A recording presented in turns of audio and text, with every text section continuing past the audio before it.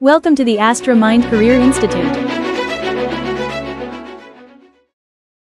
Hello, hi, good morning everyone. This is Anupam Aditya and today I'll be taking one short lecture of complete basic maths and vectors. ठीक है, इसकी तो मतलब काफ़ी demand रहती है specially during the exam time. ठीक है कि एकदम हमें प्रॉपर सारे कॉन्सेप्ट्स बेसिक मैथ्स या जो जो भी टॉपिक हो, है ना। तो एग्ज़ाम टाइम पे ऐसे लेक्चर्स की डिमांड काफ़ी बढ़ जाती है ना कि वन शॉट में एक बार बैठो, एक बार ख़त्म करते हैं सारा कॉन्सेप्ट। तो वैसा कुछ लेक्चर हो तो मैंने सोचा कि है ना बना ही देते हैं, वन शॉट भी बना देते हैं। ठीक है, और ये वन शॉट ऐसा नहीं हुआ कि मैं 7-8 घंटे ले लूँगा। ठीक है, एकदम कम से कम समय में, जितना कम से कम समय में पॉसिबल हो सकेगा, विथ है ना maintaining the same quality of the content. ठीक है, जितनी ज़रूरत होगी एकदम हर एक चीज़ बताऊंगा मैं प्रॉपर डिटेल में। ठीक है, तो चलिए शुरू करते हैं कंप्लीट बेसिक मैथ्स और वेक्टर का ये वन शॉट। ठीक है, जस्ट मिनट, एक सेकंड इधर। हाँ, चलिए भैया, दिख रहा है सब चीज, आवाज जा रही है, बढ़िया से जा रही है। चलिए सबसे पहले ट्रिग्नोमेट्री। ठीक है, ध्यान से देखेंगे, वन शॉट है, मैं काफी स्पीडली चीजें आगे बढ़ाऊंगा। ठीक है, लेकिन हाँ, हर एक चीज अच्छे से समझाते हुए चलेंगे। ठीक है, तो टेंशन लेना नहीं है। तो लेट्स कंटिन्यू। सबसे पहला चीज हम लोग बेसिक मैथ शुरू करते हैं फॉर नीट पर्पस। ठीक है, मतलब वो सारे basic mathematics from class 9 to class 12 सारे कवर करेंगे जो कि फिजिक्स और केमिस्ट्री को सॉल्व करने में काम आते हैं। ठीक है, तो सबसे पहले उसमें आता है ट्रिग्नोमेट्री। ट्रिग्नोमेट्री में क्या पता होना चाहिए? तो ट्रिग्नोमेट्री का स्टार्ट हम लोग करते हैं कि एंगल से। सबको पता है एंगल क्या होता है। ठीक है, जब कोई दो रे सेम इनिशियल पॉइंट से जाते हैं तो ये एंगल बनाते हैं, पता ही है। When two rays share a common initial point they form a ray. ठीक, दे फॉर्म एन एंगल। ठीक है, तो ये सब चीजें तो कॉमन सेंस की बातें हैं। जो एकदम काम की बातें हैं, पूरे ट्रिग्नोमेट्री का जो सबसे पहला चीज आपको पता होना चाहिए वो पता होना चाहिए कि pi radian equal to, colour change कर लेते हैं थोड़ा, pi radian equals to 180 degree होता है। सबसे पहला concept, pi radian equals to 180 degree होता है भैया, ये पता होना चाहिए, है ना। सबसे मोस्ट इंपॉर्टेंट कॉन्सेप्ट भी है। ठीक है, क्या है? एंगल के दो यूनिट्स होते हैं, एक होता है डिग्री, एक होता है रेडियन। ठीक है, तो दोनों के आपस में रिलेशन भी पता होना चाहिए। ठीक है, कि पाई रेडियन में 180 डिग्री होते हैं। इस पे काफ़ी सारे क्वेश्चंस प्रैक्टिस में करा भी चुका हूँ डिटेल लेक्चर्स में। ठीक है, फॉर एग्जाम्पल के तौर पे यहाँ पे देख लीजिए कि 2 पाई रेडियन अगर कोई पूछे, इतना आसान है, 360 डिग्री। ठीक है, वैसे ही कोई 5 पाई बाई 4 रेडियन पूछ दे तो वैसे आप बस पाई के बदले 180 पुट कीजिए और आंसर निकालेंगे। ठीक है, इसके बाद वाला जो लेक्चर होगा उसमें केवल हम लोग क्वेश्चन प्रैक्टिस करेंगे। ठीक है, यहाँ पे केवल कॉन्सेप्ट्स रिकॉल करते हैं, समझते हैं। और मैं ऐसा क्यों करा रहा हूँ, यहाँ पे क्वेश्चंस प्रैक्टिस आप लोगों को मैं करने नहीं दूंगा। कुछ क्वेश्चंस के एग्जांपल मैं खुद लूंगा समझाने के लिए। ठीक है, लेकिन आप लोगों को करने के लिए यहाँ पे क्वेश्चंस नहीं मिलेंगे प्रैक्टिस के लिए। ऐसा मैं क्यों कर रहा हूँ, ध्यान से सुन लीजिए। बहुत बच्चे का ये प्रॉब्लम होता है, क्या होता है कि क्लास टाइम पे या घर पे जब हम लोग प्रैक्टिस करते हैं तो क्वेश्चन बन जाते हैं, एग्जाम टाइम में क्वेश्चन नहीं बनता। एग्जाम टाइम में क्वेश्चन क्यों नहीं बनता? क्योंकि यहाँ पे तो मैंने अभी अभी फॉर्मूले सिखाए, कॉन्सेप्ट सिखाए और अभी अभी क्वेश्चन कराया, तो आप तो बना ही दोगे, इसमें कोई बड़ी बात नहीं है, कोई भी बना लेता है अभी अभी। ठीक है, एग्जाम टाइम में तो है ना पहले से आपको सीट मिलता नहीं कि भैया ये रिवाइज कर लो, इससे क्वेश्चंस आएंगे, ऐसा तो होता नहीं है। आप सारे कॉन्सेप्ट्स नीट के एग्जाम में सोचो, नीट या जेई के एग्जाम में 11th और 12th के साइंस के सारे कॉन्सेप्ट्स आपको पता है, मैथमेटिक्स, फिजिक्स, बायोलॉजी, केमिस्ट्री, सब चीज़ पता है। और तब उसमें से क्या आएगा फिर उसको अच्छे से करना है ना, कि सारे कॉन्सेप्ट्स पता है और सबको एक साथ लगाना है। ठीक है, किसमें क्या क्या जरूरत है, अच्छा इसमें ये लग रहा है, ये करने की ट्रेनिंग नहीं हो पाती। इसलिए में हम लोग पहले सारे कॉन्सेप्ट सीखेंगे अच्छे से, प्रॉपर कॉन्सेप्ट्स, फिर बाद में केवल क्वेश्चंस प्रैक्टिस करेंगे। एकदम उसी लेवल की तैयारी होनी चाहिए जिसकी रिक्वायर्ड है, जिसकी जरूरत है, उसी लेवल की तैयारी कराई जाएगी। सेम लेवल की ट्रेनिंग में कराऊंगा। ठीक है, कोई दिक्कत नहीं है, मेंटेलिटी एकदम प्रो लेवल की होनी चाहिए, उसी लेवल की जैसी रिक्वायर्ड है। ठीक है, तो सारे कॉन्सेप्ट्स रिकॉल कर लीजिए और उसके बाद हम लोग क्वेश्चंस प्रैक्टिस करेंगे। ठीक है, एक और छोटी सी बात, 1 डिग्री में 60 मिनट्स होते हैं। इसकी कहानी मैं बता चुका हूं, क्योंकि बेबीलोनियंस जो हुआ करते थे वो सेक्सा डेसिमल सिस्टम यूज करते थे। आई मीन बेस 60 सिस्टम, उसी से ये आया हुआ है, ठीक है। 1 डिग्री में 60 मिनट्स। और यहाँ पे ध्यान रखने वाली बात क्या है कि ये जो मिनट है ये टाइम वाला मिनट नहीं है। ऐसा नहीं कि कल को मैं अगर बोलूँ कि 2 डिग्री बराबर क्या, तो 2 डिग्री के बाद 2 डिग्री पे कोई लिखे कि 2 आवर सर, है ना, क्योंकि 60 मिनट मतलब 1 आवर, तो 1 डिग्री मतलब 1 आवर, तो 2 डिग्री मतलब 2 आवर नहीं भैया, है ना। आप एंगल को आई मीन आर्क मिनट्स को टाइम के मिनट से रिलेट नहीं कर सकते, ये टाइम वाला मिनट नहीं है, ठीक है। ये बात ध्यान में रखिएगा, वो टाइम वाला मिनट नहीं है। तो 1 डिग्री में इक्वल टू 60 मिनट्स, इसको ऐसे भी दिखाते हैं, ये 1 degree equal to 60 minutes, minutes को एक कॉमा से, 1 मिनट में 60 सेकेंड्स होते हैं, सेकेंड्स को डबल इन्वर्टेड कॉमा से, ठीक है, उस टाइप से दिखाते हैं, ठीक है। तो ये सारी चीजें पता होनी चाहिए, एकदम बेसिक कॉन्सेप्ट है, ठीक है। क्या क्या, ये और इसमें भी सबसे ज्यादा इंपॉर्टेंट यही है, pi radian equal to 180 degree. I hope इतनी सारी चीजें पता होंगी, ठीक है। चलिए भैया, है ना, इसको उठा के थोड़ा साइड कर देते हैं, है ना। पहला तो इतना पता होना चाहिए, ठीक है। आगे देखेंगे, नेक्स्ट आते हैं एकदम ट्रिग्नोमेट्री पे। ट्रिग्नोमेट्री जहाँ से शुरू होता है, ये तो बेसिक चीज़ें थी कि ट्रिग्नोमेट्री शुरू होने से पहले आपको ये छोटी छोटी चीज़ें पता होनी चाहिए, ठीक है। न्यूमेरिकल्स में काम आते हैं ये सॉल्व करने में, ठीक है। ये हुआ मेरा राइट एंगल ट्रायंगल, इसको कहते हैं बेस। इसको अगर थीटा बोलें तो ये मेरा परपेंडिकुलर, इसको हाइपोटेनस। एंगल के सामने वाले साइड को परपेंडिकुलर बोलते हैं, जिस पे एंगल है वो बेस, और एक हाइपोटेनस 90 डिग्री के सामने वाला, सबको पता होता है। ट्रिग्नोमेट्रिक की स्टडी यानी जो ट्रिग्नोमेट्रिक रेशियोज होते हैं वो राइट एंगल ट्रायंगल के लिए ही वैलिड हैं, ये बात पता होनी चाहिए, ठीक है। तो 3 साइड्स हैं, 3 साइड्स हैं, तो पॉसिबल कॉम्बिनेशंस कितने बनेंगे रेशियो के, 6 बनेंगे, ठीक है। तो 6 पॉसिबल कॉम्बिनेशंस बनते हैं, क्या क्या बनते हैं, एक बनता है साइन थीटा, एक बनता है कॉस थीटा, और एक बनता है टेन थीटा। मैंने इसी फॉर्मेट में बोला था याद करने को, साइन कॉस टेन। इसका फायदा देखिए, अब ट्रिक क्या बताया था, पड़ोसी, भूखा प्यासा, हिंदुस्तान हरा भरा, sine theta p by h, cos theta b by h, tan theta p by h, ठीक है। और जस्ट इसी का रिवर्स हो जाता है क्या, 1/cos, 1/sec, है ना, थीटा भी 1/tan, 1/cot, ठीक है। Sine cos tan, cosec sec cot, ये जस्ट एक दूसरे के रिवर्स होते हैं, ठीक है। Sine upon cos equal to tan होता है, ठीक है, sine upon cos equal to tan, तो सिमिलरली कॉसेक अपॉन सेक करेंगे तो इक्वल टू कॉट थीटा होगा, ठीक है। ये थी बात है ट्रिग्नोमेट्रिक रेशियोज की। अब बात आती है कि कुछ स्टैंडर्ड एंगल्स पे, है ना, 0 डिग्री पे, 30 डिग्री पे, 45 डिग्री पे, 60 पे, 90 पे, 37 पे और 53 पे आपको वैल्यूज याद होनी चाहिए, ठीक है। मैं यहाँ पे लिख के दिखाता हूँ वो सारी वैल्यू, ठीक है, कि वो चीज़ें आपको याद हो, है ना। जिन्हें भैया दिक्कत है वो स्क्रीनशॉट लेते रहेंगे, ठीक है, जिन्हें नोट्स वगैरह की ज़रूरत है। हालांकि जो हैंड रिटन नोट्स हैं वो मैं टेलीग्राम चैनल पे, है ना, दे दूंगा, ठीक है, दिया हुआ है ऑलरेडी, प्रॉपर डिटेल्ड नोट्स इसके दिए हुए हैं टेलीग्राम चैनल पे, उसका लिंक डिस्क्रिप्शन में मिल जाएगा, ठीक है, तो ज्वाइन कर लेंगे।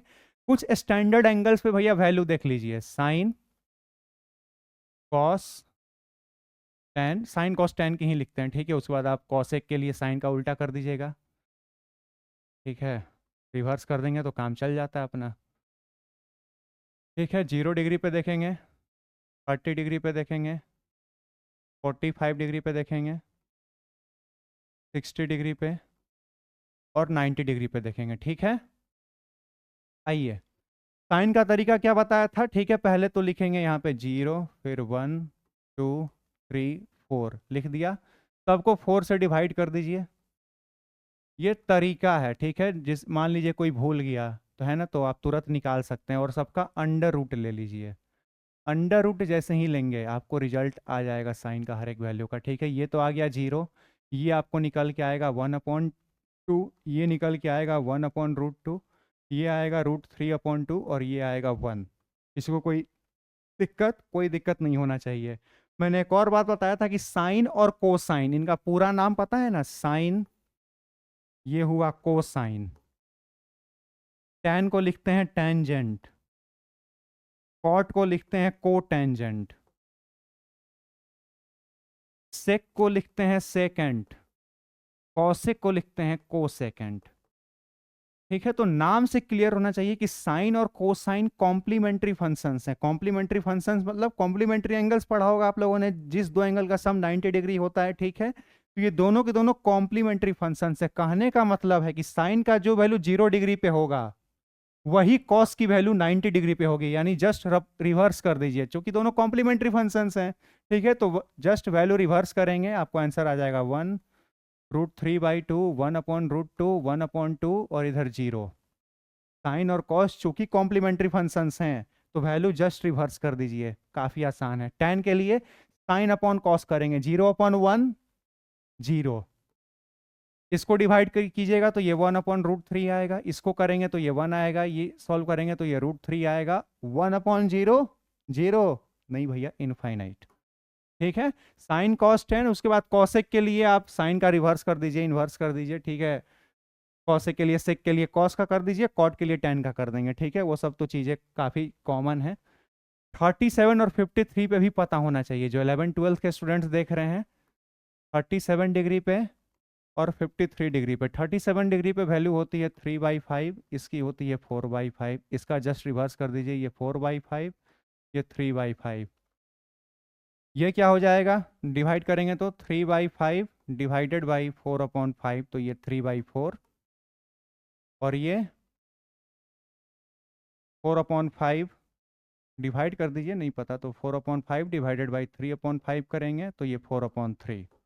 ठीक है, चलिए भैया, आई होप क्लियर होगा यहाँ तक एक एक चीज।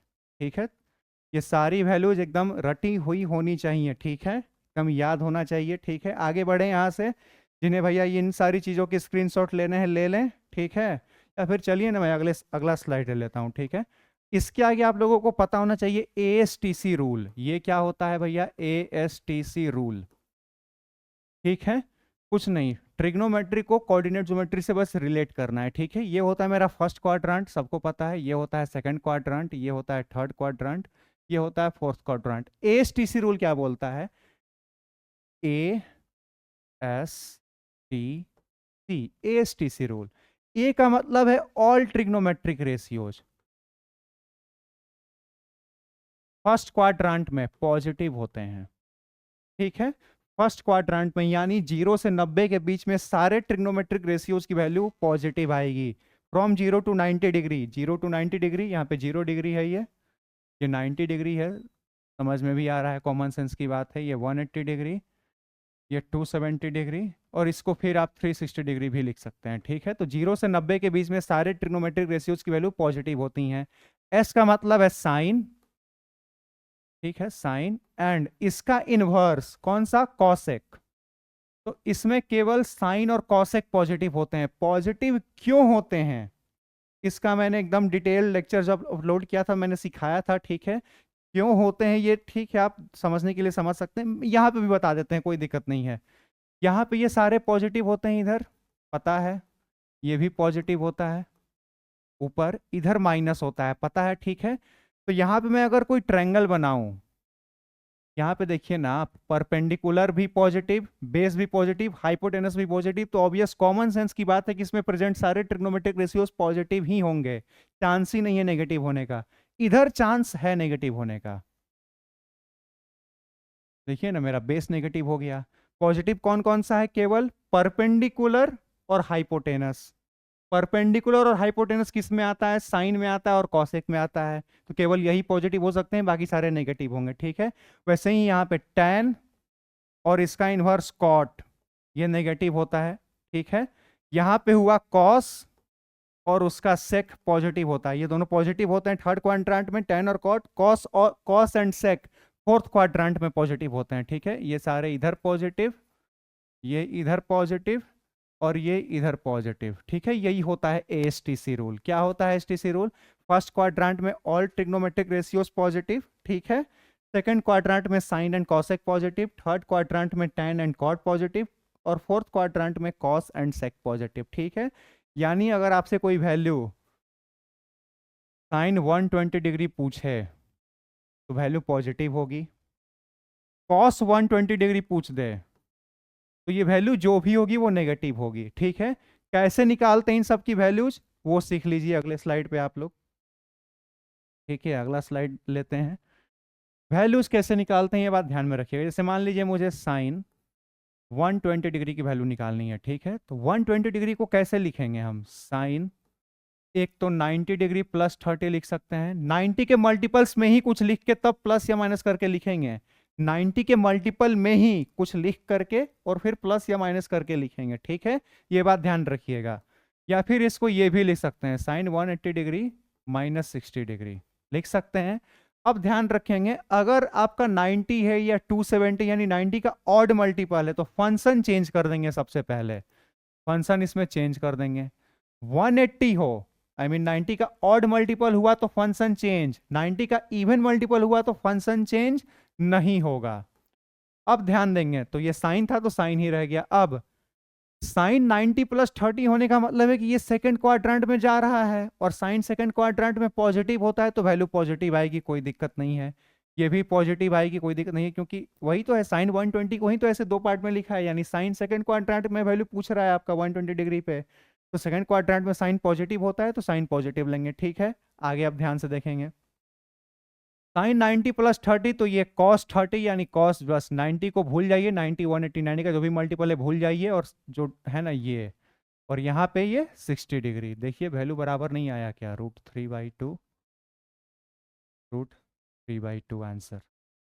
किसी को कोई दिक्कत, किसी को कोई परेशानी? साइन 120 डिग्री की वैल्यू कितनी होती है? साइन 90 प्लस 30 है ना, इसको कर देंगे तो, या फिर ऐसे कर लीजिए, तो साइन 60 की वैल्यू √3/2। आई होप क्लियर होगा, वैल्यू कैसे निकालते हैं समझ में आ गया होगा, ठीक है। जिन्हें प्रॉपर और प्रैक्टिस चाहिए, प्रॉपर प्रैक्टिस अभी नहीं ना भैया, वो कर चुके हैं हम लोग, बस हम रिकैप कर रहे हैं, रिकॉल कर रहे हैं सारे कॉन्सेप्ट्स को, ठीक है। ताकि एक साथ अगले, जिसमें केवल क्वेश्चंस कराऊंगा मैं पिछले 10 साल के PYQ, कुछ इंपॉर्टेंट क्वेश्चंस, ठीक है, वो सारे क्वेश्चंस जस्ट इसका अगला लेक्चर होगा उसी में कराया जाएगा, ठीक है। तो आई होप इतनी सारी चीजें क्लियर होंगी आप लोगों को, ASTC रूल वगैरह बिल्कुल अच्छे से क्लियर होगा। क्लियर है? अब ध्यान से देखेंगे, साइन और कॉस की बाउंड्री पे वैल्यू पता होनी चाहिए आपको, ठीक है। ये मैं इरेज कर देता हूं, साइन और कॉस की जो बाउंड्री पे वैल्यू होती है वो पता होनी चाहिए। बाउंड्री पे आई मीन 0 डिग्री पे या 360 डिग्री बोल दीजिए इसको, ये 90 डिग्री हुआ, ये 180 डिग्री हुआ, ये 270 डिग्री हुआ। साइन 0 डिग्री की वैल्यू फॉर साइन, ठीक है। साइन 0 डिग्री की वैल्यू क्या होती है? वैल्यू 0, तो 180 डिग्री पे भी वही होगी 0। 90 पे क्या होती है? 1, तो 270 पे होगी -1, ठीक है। 270 पे होगी -1, this is for sine. For cos देख लीजिए भैया, बाउंड्रीज पे वैल्यू पता होनी चाहिए साइन और कॉस की, ठीक है। ये 0 डिग्री है या 360 डिग्री बोल दीजिए, ये 90 डिग्री है, ये 180 डिग्री है, ये 270 डिग्री है, ठीक है। कॉस 0 पे वैल्यू क्या होती है? 1, तो 180 पे ठीक अपोजिट -1, वहां पे 1 तो यहाँ पे -1, ठीक है। यहाँ पे 1 था तो यहाँ पे -1, तो वहां पे 1 तो यहाँ पे -1, यहाँ पे 0 तो यहाँ पे भी 0, 0 प्लस माइनस का कोई मतलब नहीं बनता, तो cos 90 पे 0 वैल्यू, तो 270 पे भी वैल्यू 0। आई होप ये क्लियर होगा। क्लियर है? नेक्स्ट कॉन्सेप्ट क्या है आपका, वो देख लीजिए। नेक्स्ट कॉन्सेप्ट है कि अगर आपका एंगल नेगेटिव हो, मैंने आपको वो साइन कन्वेंशन बता देता हूं एक बार, कि अगर आप, है ना, ये रहा, ठीक है, ऊपर लेते हैं, I mean anti clockwise direction में अगर आप एंगल लेते हैं तो आपका थीटा पॉजिटिव रहता है।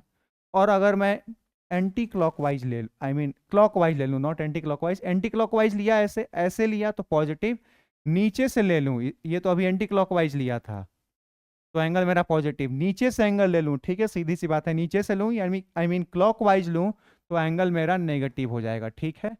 तो इन दैट केस अगर आपका एंगल नेगेटिव हो, ये थीटा मेरा नेगेटिव है, तो साइन माइनस थीटा क्या होता है? कॉस माइनस थीटा क्या होगा? और tan माइनस थीटा क्या होगा? इस माइनस थीटा का मतलब है कि आप एंगल नीचे से लिए हैं, ठीक है। साइन माइनस थीटा में कुछ नहीं, साइन थीटा की वैल्यू लिखनी है लेकिन वो माइनस में चला जाएगा, यानी ये होता है साइन थीटा। कॉस पॉजिटिव रहता है, ये बात ध्यान में रखेंगे, कॉस थीटा होगा, और tan में बस वही वैल्यू लिखेंगे लेकिन साथ में माइनस लगेगा। इसको आप कॉमन सेंस से भी समझते, ASTC रूल से भी समझ सकते हैं। ASTC रूल में नीचे से लिया है ना, यानी यहां कहीं लिया है, इस क्वाड्रेंट में कौन सा पॉजिटिव होता था? केवल कॉस ही तो पॉजिटिव होता था, तो देखिए ना, केवल कॉस पॉजिटिव है, बाकी दोनों नेगेटिव हैं। एसटीसी रूल से रिलेट कर लीजिए, ठीक है, वहां से भी चीजें क्लियर दिख रही होंगी। आई होप ये क्लियर है, बिल्कुल क्लियर होना चाहिए, ये इसमें कतई कोई दिक्कत नहीं होनी चाहिए भैया, ठीक है। नेक्स्ट आते हैं कुछ इंपॉर्टेंट आइडेंटिटीज, ठीक है, कुछ इंपॉर्टेंट आइडेंटिटीज ट्रिग्नोमेट्री में भैया वो एकदम रटे हुए होने चाहिए, ठीक है। इंपॉर्टेंट आइडेंटिटीज, ठीक है, क्या है वो? Sine 90 minus theta, sine 90 plus theta, sine 180 minus theta. जिन्हें पता है भैया वो वैल्यू भी लिखते जाएं, साइन 180 प्लस थीटा, साइन का हो गया। फिर यही सारी चीज़ें कॉस के लिए, कॉस 90 माइनस थीटा क्या होता है पता होना चाहिए, कॉस 90 प्लस थीटा पता होना चाहिए, कॉस 180 माइनस थीटा क्या होता है पता होना चाहिए, और कॉस 180 प्लस थीटा क्या होता है पता होना चाहिए। क्या होता है ध्यान देंगे, sine 90 minus theta first quadrant नहीं है, लेकिन चूंकि यहाँ पे 90 है तो फंक्शन चेंज करेंगे कॉस थीटा। फर्स्ट क्वाड्रेंट में पॉजिटिव भी होगा, कोई दिक्कत नहीं है। Sine 90 plus theta second quadrant, ये भी पॉजिटिव होगा, 90 है, function change cos theta, positive होगा ना, सेकंड क्वाड्रेंट में भी साइन पॉजिटिव होता है, A S T C. Sine 180 minus theta, 180 minus theta second quadrant ही है, 180 माइनस थीटा सेकंड क्वाड्रेंट में आ गए, ठीक है। और चूंकि 180 है तो फंक्शन चेंज नहीं होगा, यानी साइन थीटा। किसी को कोई दिक्कत? कोई दिक्कत नहीं कोई दिक्कत नहीं होना चाहिए भैया यहाँ पे, ठीक है। अब यहाँ पे ध्यान देंगे, साइन 180 प्लस थीटा है, 180 प्लस थीटा मतलब क्या, थर्ड क्वाड्रेंट, थर्ड क्वाड्रेंट में साइन की वैल्यू नेगेटिव होती है तो नेगेटिव होगी, और 180 है तो फंक्शन चेंज नहीं होगा, यानी साइन थीटा, माइनस का साइन थीटा। किसी को कोई दिक्कत? कोई दिक्कत नहीं होना चाहिए। Cos 90 minus theta, first quadrant में तो सारे ही पॉजिटिव होते हैं, और चूंकि 90 है तो फंक्शन चेंज होगा, तो ये हो जाएगा साइन थीटा। किसी को कोई दिक्कत? Cos 90 minus theta cos theta, I mean cos 90 minus theta sine theta, ठीक है। किसी को कोई दिक्कत भैया?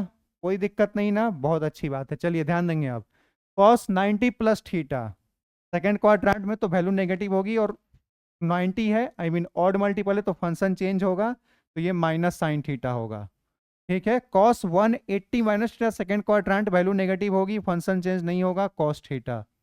कॉस 180 प्लस थीटा माइनस होगी वैल्यू, क्योंकि थर्ड क्वाड्रेंट में कॉस नेगेटिव होता है, और फंक्शन चेंज नहीं होगा, यानी कॉस थीटा। किसी को कोई दिक्कत है ना? ये सारी आइडेंटिटीज इतनी तो पता होनी ही चाहिए, ठीक है, ये सारी। अब कुछ और आइडेंटिटीज हैं वो भी पता होना चाहिए। क्या? Sign A plus B, sign A minus B, cos A plus B, cos A minus B, ठीक है। tan a plus be important नहीं है हमारे लिए, ठीक है, मैं डिटेल लेक्चर में सिखाया था, लेकिन यहाँ पे इंपॉर्टेंट नहीं है। और अरे भैया एकदम इंपॉर्टेंट वाला ही छूट गया, sine square theta plus cos square theta, ठीक है। Cosec square theta minus cot square theta, sec square theta minus tan square theta, ठीक है। जिन्हें पता है भैया ये वैल्यू जल्दी जल्दी लिखिए, तो क्विक लिखा अच्छे से, है ना भैया? ध्यान देंगे अब, वैल्यू सारी, साइन ए प्लस बी क्या होता है, sine A cos B, sign A cos B plus cos A into sine B, ठीक है। माइनस में बस वहां पे माइनस लगा देना है, sine A into cos B minus cos A into sine B. किसी को कोई दिक्कत? कोई दिक्कत नहीं। कॉस ए प्लस बी क्या होता है, ये होता है cos A into cos B minus, plus है तो minus, sine A into sine B. I hope किसी को कोई दिक्कत नहीं होगा। ये होता है cos A into cos B plus sine A into sine B, ठीक है। ये सारी चीजें जैसे मुझे रटी हुई हैं आपको भी रटा हुआ होना चाहिए भैया, ठीक है। 11 12 के बच्चों को, 9 10 वाले तो शायद प्रूफ भी करते हैं ये सारी वैल्यूज, ठीक है, तो हमें प्रूफ की जरूरत नहीं है भैया, ठीक है, हमें तो याद होना चाहिए। क्योंकि जो लोग प्रूफ करते हैं ना, ठीक है, आप बोर्ड एग्जाम के लिए प्रूफ कर लीजिए 9 10 में, ठीक है, 12 में तो ये सब पूछेगा नहीं, प्रूफ करने को तो टेंशन लेना नहीं है, ठीक है। जो भी कॉम्पिटिटिव एग्जाम्स की तैयारी करते हैं, आप चाहे भैया इसके प्रूफ कर लो, फाइनली रटना ही पड़ेगा, याद ही करोगे, क्योंकि एमसीक्यू में आपको ये अब ये डिराइव थोड़ी करोगे आप कि ये ऐसे होता है, डिराइव तो करने का समय है नहीं, आपको with in a minute question solve करना है। तो फाइनली आपको याद ही होना चाहिए, तो हम अभी ये याद कर लेते हैं, टाइम बचेगा, एफर्ट बचेगा, ठीक है। Sign square theta plus cos square theta 1, ये भी 1, ये भी 1, ये तो 10वीं क्लास में भी सिखा दिया जाता है ये सारे। और आपको नए रूप में ये आइडेंटिटीज पता होनी चाहिए। जिन्हें स्क्रीनशॉट लेना है भैया स्क्रीनशॉट ले लीजिए, ठीक है। ये सारी चीज़ें भैया एकदम अच्छे से कंठस्थ होनी चाहिए, एकदम प्रॉपर बढ़िया से पता होना चाहिए, ठीक है। डबल एंगल फार्मूले की बात करते हैं अब, वो भी आइडेंटिटीज वगैरह में आते हैं। तो डबल एंगल फार्मूला भैया देखेंगे क्या होता है, डबल एंगल फार्मूला, ठीक है। ट्रिग्नोमेट्री में मैंने सिखाया था, ठीक है। एकदम जल्दी, ज़्यादा से ज़्यादा 2 से 3 घंटे का लेक्चर होगा, ठीक है। उससे ज़्यादा मैं एकदम नहीं जाने दूंगा, मैं पूरी कोशिश करूंगा कि एकदम कम से कम। और आप लोग तो वैसे भी एग्जाम टाइम में 2x पे देख रहे होंगे अभी कुछ लोग, ठीक है। तो वैसे भी आप 1.5-2 घंटे में ख़त्म ही कर देते हो लेक्चर एक तो। खैर चलिए, double angle formula, sine 2 theta क्या होता है, 2 sine theta into cos theta, ठीक है पहला। इसी से निकल के आया साइन 2 थीटा के बदले अगर मैं थीटा कर दूं, इसको आधा कर दिया, तो 2 साइन यहां पे भी एंगल आधा कर दीजिए, कॉमन सेंस। यहां पे 2 थीटा था, तो यहाँ पे थीटा और थीटा था, यहाँ पे थीटा कर देंगे तो यहाँ पे थीटा बाई 2 और थीटा बाई 2 हो जाएगा। किसी को कोई दिक्कत, कॉमन सेंस की बात है ये सब, ठीक है। नेक्स्ट, कॉस 2 थीटा क्या होता है ये पता होना चाहिए, ये होता है cos square theta minus sign square theta. Cos 2 theta क्या होता है, cos square theta minus sign square theta. यहीं से sine square theta, sign square theta आपको क्या आ जाएगा यहां से, वो आता है 1 minus cos 2 theta, 1 minus cos 2 theta by 2, इसी से निकल के आता है, ठीक है। मैंने इसका प्रॉपर डेरिवेशन भी करा रखा है, ठीक है। तो जिन्हें भैया प्रॉपर डेरिवेशन चाहिए वो मेरा डिटेल लेक्चर देखेंगे, सबसे पहला लेक्चर ही है मेरा, ठीक है। यहाँ पे डेरिवेशन की जरूरत नहीं है, हमें तो वैल्यूज याद होनी चाहिए कि sine square theta equals to 1 minus cos 2 theta by 2 होता है, ठीक है। आई होप क्लियर होगा। अब यहीं पे एक और छोटी सी बात, यहाँ पे ये थीटा है, यहाँ पे ये 2 थीटा है, तो अगर मैं साइन स्क्वायर थीटा बाई 2 लिखूं तो क्या लिखूंगा, 1 माइनस कॉस थीटा बाई 2 लिखूंगा, ठीक है। 1 माइनस कॉस थीटा बाई 2 याद कीजिए, ये वेक्टर में हम लोग, ये वेक्टर में काम आया था डॉट प्रोडक्ट में, अगेन आएगा, आगे काम में भी आएगा, वेक्टर सीखेंगे। ये फॉर्मूला काम आया था वहां पे, ठीक है। साइन स्क्वायर थीटा ये हो गया, कॉस स्क्वायर थीटा भी होता है भैया, कॉस स्क्वायर थीटा होता है 1 प्लस कॉस 2 थीटा बाई 2। तो यहाँ से कॉस स्क्वायर थीटा बाई 2 क्या हो जाएगा आप लोगों का, 1 प्लस कॉस थीटा बाई 2, है ना। यहाँ पे थीटा था तो यहाँ पे 2 थीटा, इसको आधा कर दिया तो इसको भी आधा कर देंगे, 2 थीटा से थीटा हो जाएगा। आई होप ये सारी चीज़ें क्लियर होंगी भैया, डबल एंगल फार्मूला भी क्लियर होगा, ठीक है। क्लियर है यहाँ तक, बहुत अच्छी बात है, आगे बढ़ें। यहाँ तक तो कोई दिक्कत नहीं होना चाहिए, जिन्हें स्क्रीनशॉट लेना है भैया स्क्रीनशॉट लेते रहें, ठीक है। आइए नेक्स्ट आता है हम लोगों का स्मॉल एंगल अप्रोक्सीमेशन, ठीक है। आवाज जा रही है, बहुत अच्छी बात है। Small angle approximation,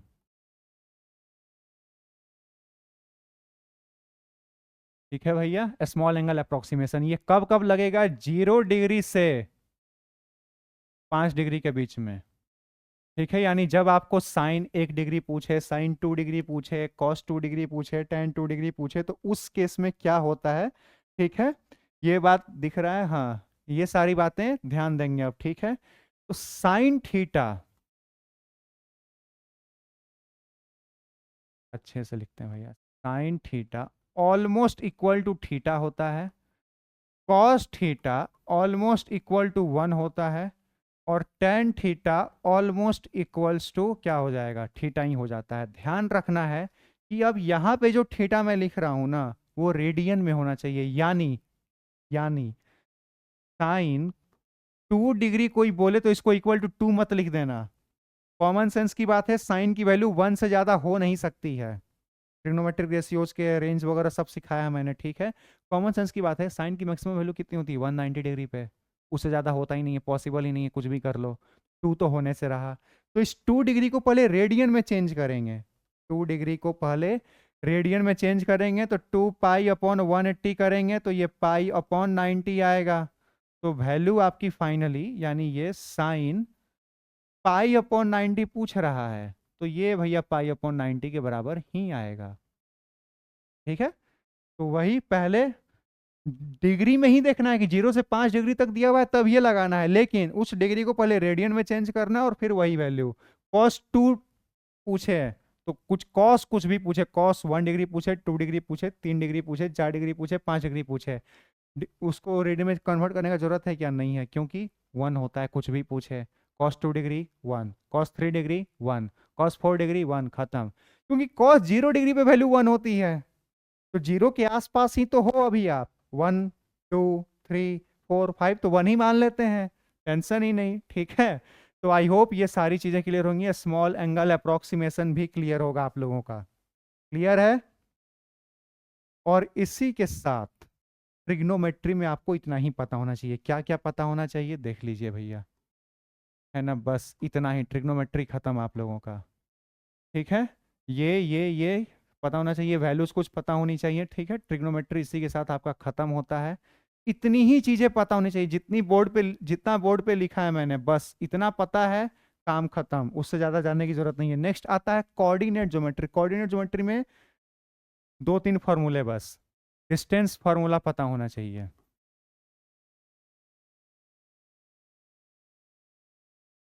distance formula का मतलब है कि ठीक है, ये कोई 2 पॉइंट है, ये ए और B.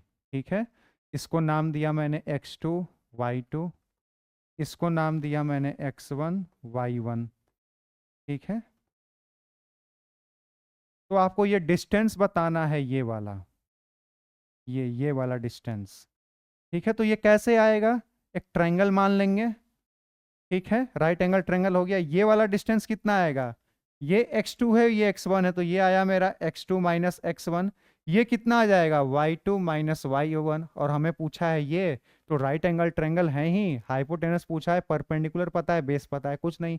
According to Pythagoras theorem, x2 minus x1 का square plus y2 minus y1 का स्क्वायर। ये तो अगर प्लेन में हो तो इससे काम चल जाएगा, अगर आप स्पेस में हो तो z2 माइनस z1 भी कर लो भैया, 3D में। ठीक है, ये फॉर्मूला पता होना चाहिए कोऑर्डिनेट ज्योमेट्री में, बस इतना पता है, काम चल जाएगा पूरे कोऑर्डिनेट ज्योमेट्री में, केवल इतना ही पता होना चाहिए। ठीक है, और एक छोटी सी बात, इसका स्लोप कैसे निकालते हैं? p अपॉन बी करके। स्लोप क्या होता है मेरा? Tan theta. टेन थीटा क्या होता है? p upon B. परपेंडिकुलर मेरा यहाँ पे y2 माइनस y1 है और बेस मेरा x2 माइनस x1 है। ठीक है, बस ये स्लोप, और स्लोप का मतलब डिफरेंशिएशन, स्लोप मतलब टेन थीटा, ये सब चीज़ें बस। कोऑर्डिनेट ज्योमेट्री खत्म। एक और छोटी सी बात, स्लोप क्या हो सकता है? पॉजिटिव भी हो सकता है, नेगेटिव भी हो सकता है, जीरो भी हो सकता है, इनफाइनाइट भी हो सकता है। ठीक है, पॉजिटिव होगा स्लोप तो कुछ ऐसा दिखेगा, नेगेटिव होगा तो कुछ ऐसा दिखेगा, जीरो के लिए कुछ ऐसा दिखेगा, इनफाइनाइट के लिए कुछ ऐसा दिखेगा। कॉमन सेंस की बात है। कोऑर्डिनेट ज्योमेट्री खत्म भैया। नेक्स्ट आता है AP and GP, arithmetic progression और ज्योमेट्रिक प्रोग्रेशन। ध्यान देंगे, एपी में एक खास नंबर कॉन्स्टेंटली ऐड होते जाता है, यानी अगर मैं पहला टर्म मान लूँ a, तो नेक्स्ट टर्म मेरा होगा a प्लस डी। डी मान लिया। नेक्स्ट क्या होगा? इसमें एक बार और डी ऐड करेंगे, a प्लस 2d। नेक्स्ट क्या होगा? a plus 3d। ठीक है, D D D D add होते जा रहा है। ठीक है, किसी भी दो को पकड़ के किसी भी दो को नहीं, अगल बगल वाले को माइनस करेंगे तो आपको कॉमन कॉमन डिफरेंस डी मिलेगा। ठीक है भैया, तो कॉमन डिफरेंस डी मिलेगा। ठीक है, तो ए मेरा हुआ फर्स्ट टर्म और डी मेरा हो गया कॉमन डिफरेंस। अब यहाँ पे एक ऑब्जर्व करेंगे भैया, ये था मेरा फर्स्ट टर्म, ये था सेकंड, ये था थर्ड। थर्ड पे है यहाँ पे नंबर देखिए 2 है, ये फोर्थ टर्म है, यहाँ पे नंबर देखिए 3 है। यानी अगर मैं nth टर्म की बात करूं तो a plus N minus one into d नहीं होगा क्या? ये फोर्थ टर्म था तो a प्लस 3d है, तो nth टर्म की बात करूंगा तो a plus N minus one d. ये nth टर्म का फॉर्मूला है एपी का, पता होना चाहिए भैया। ठीक है, एपी में बस ये सम ऑफ एन टर्म भी पता होना चाहिए। सम ऑफ एन टर्म ये क्या होता है, ध्यान से देखिएगा। Sum of N term N upon two A plus L होता है, जहां पे एल क्या है, लास्ट टर्म है, ठीक है। या फिर इसी को कुछ लोग ऐसे भी लिखते हैं, N upon two two A plus N minus one into D, ठीक है। इसको और अच्छे से लिखूं मैं तो A plus N minus one into D, ये मेरा nth टर्म है, यानी लास्ट टर्म मान लीजिए, ठीक है। तो इसी को टू ए के बदले सीधे एल लिख दिया, इसको एल लिख दिया, ठीक है। तो यही फॉर्मूला है sum of N term of the AP का। इस पे बेस्ड हम लोगों ने क्वेश्चंस वगैरह भी किए हैं काफ़ी अच्छे से, ठीक है। तो आई होप ये सारी चीज़ें क्लियर होंगी, किसी को कोई दिक्कत नहीं होगा, ठीक है। और लास्ट के टर्म से, ठीक है, एक और छोटी सी बात यहाँ पे रह जाती है, अरिथमेटिक मीन कुछ नहीं होता है, एवरेज होता है, दोनों के बीच का नंबर निकालना होता है। कैसे करेंगे, हाफ इंटू ए प्लस बी, ए प्लस बी को जोड़ा, कोई भी दो नंबर के बीच का अरिथमेटिक मीन हाफ इंटू ए प्लस बी होता है, ठीक है। और इतना ही का जरूरत पड़ेगा, बाकी का जरूरत पड़ेगा नहीं। मैंने हालांकि जब ये भी पढ़ाया था तब आपको from the last nth term कैसे निकालते हैं उसका भी फॉर्मूला बताया था। nth term from the end, last से कैसे निकालते हैं, बहुत आसान है, l minus n minus one into d, यह है फॉर्मूला। ये फर्स्ट टर्म था तो ए प्लस किया था, लास्ट टर्म से माइनस कर देंगे, l minus n minus one into d. किसी को कोई दिक्कत, कोई दिक्कत नहीं होनी चाहिए। अब बात करते हैं भैया ज्योमेट्रिक प्रोग्रेशन की। ये था बात मेरा एपी, इधर बात करेंगे जीपी की, ज्योमेट्रिक प्रोग्रेशन की। ध्यान देंगे यहाँ पे कोई चीज मल्टीप्लाई होती है कॉन्स्टेंटली, ठीक है। यानी अगर मैं पहला टर्म लिखूं आर, तो दूसरा होगा ए आर, तीसरा होगा ए आर स्क्वायर, चौथा होगा ए आर क्यूब। यहाँ पे भी ध्यान देंगे, ये मेरा फर्स्ट टर्म, ये सेकंड, ये थर्ड में टू है, फोर्थ में थ्री है। यानी टी एन यहाँ पे लिखूं तो ए आर पे पावर एन माइनस वन लिखूंगा। ये रहा मेरा nth टर्म। किसी को कोई दिक्कत, यहाँ तक कोई दिक्कत नहीं होनी चाहिए, ठीक है। nth टर्म ये हो गया, ठीक है। nth term from the and क्या होता है, nth term from the and काफी आसान है, ठीक है, हालांकि ये उतना इंपॉर्टेंट है नहीं। ये होता है एल अपॉन आर पे power n minus one. First term से मल्टीप्लाई कर रहे थे इसको, तो लास्ट वाले टर्म से डिवाइड कर देंगे, लास्ट वाले टर्म में डिवाइड कर देंगे। यहाँ पे जैसे प्लस कर रहा था तो माइनस किया, यहाँ मल्टीप्लाई हो रहा है तो डिवाइड होगा, कॉमन सेंस की बात है भैया। ये हो गया मेरा लास्ट टर्म से। एक हाँ, इनफाइनाइट, सम ऑफ इनफाइनाइट का क्या होता है फार्मूला, ये होता है A upon one minus R, most important, ठीक है। Sum of infinite series GP का, ठीक है। जीपी में sum of the infinite terms का क्या होगा, सम, वो होता है A upon one minus R, ठीक है। जहां पे ए क्या है मेरा फर्स्ट टर्म, और आर मेरा क्या है, कॉमन रेशियो। ए क्या है फर्स्ट टर्म, आर क्या है कॉमन रेशियो,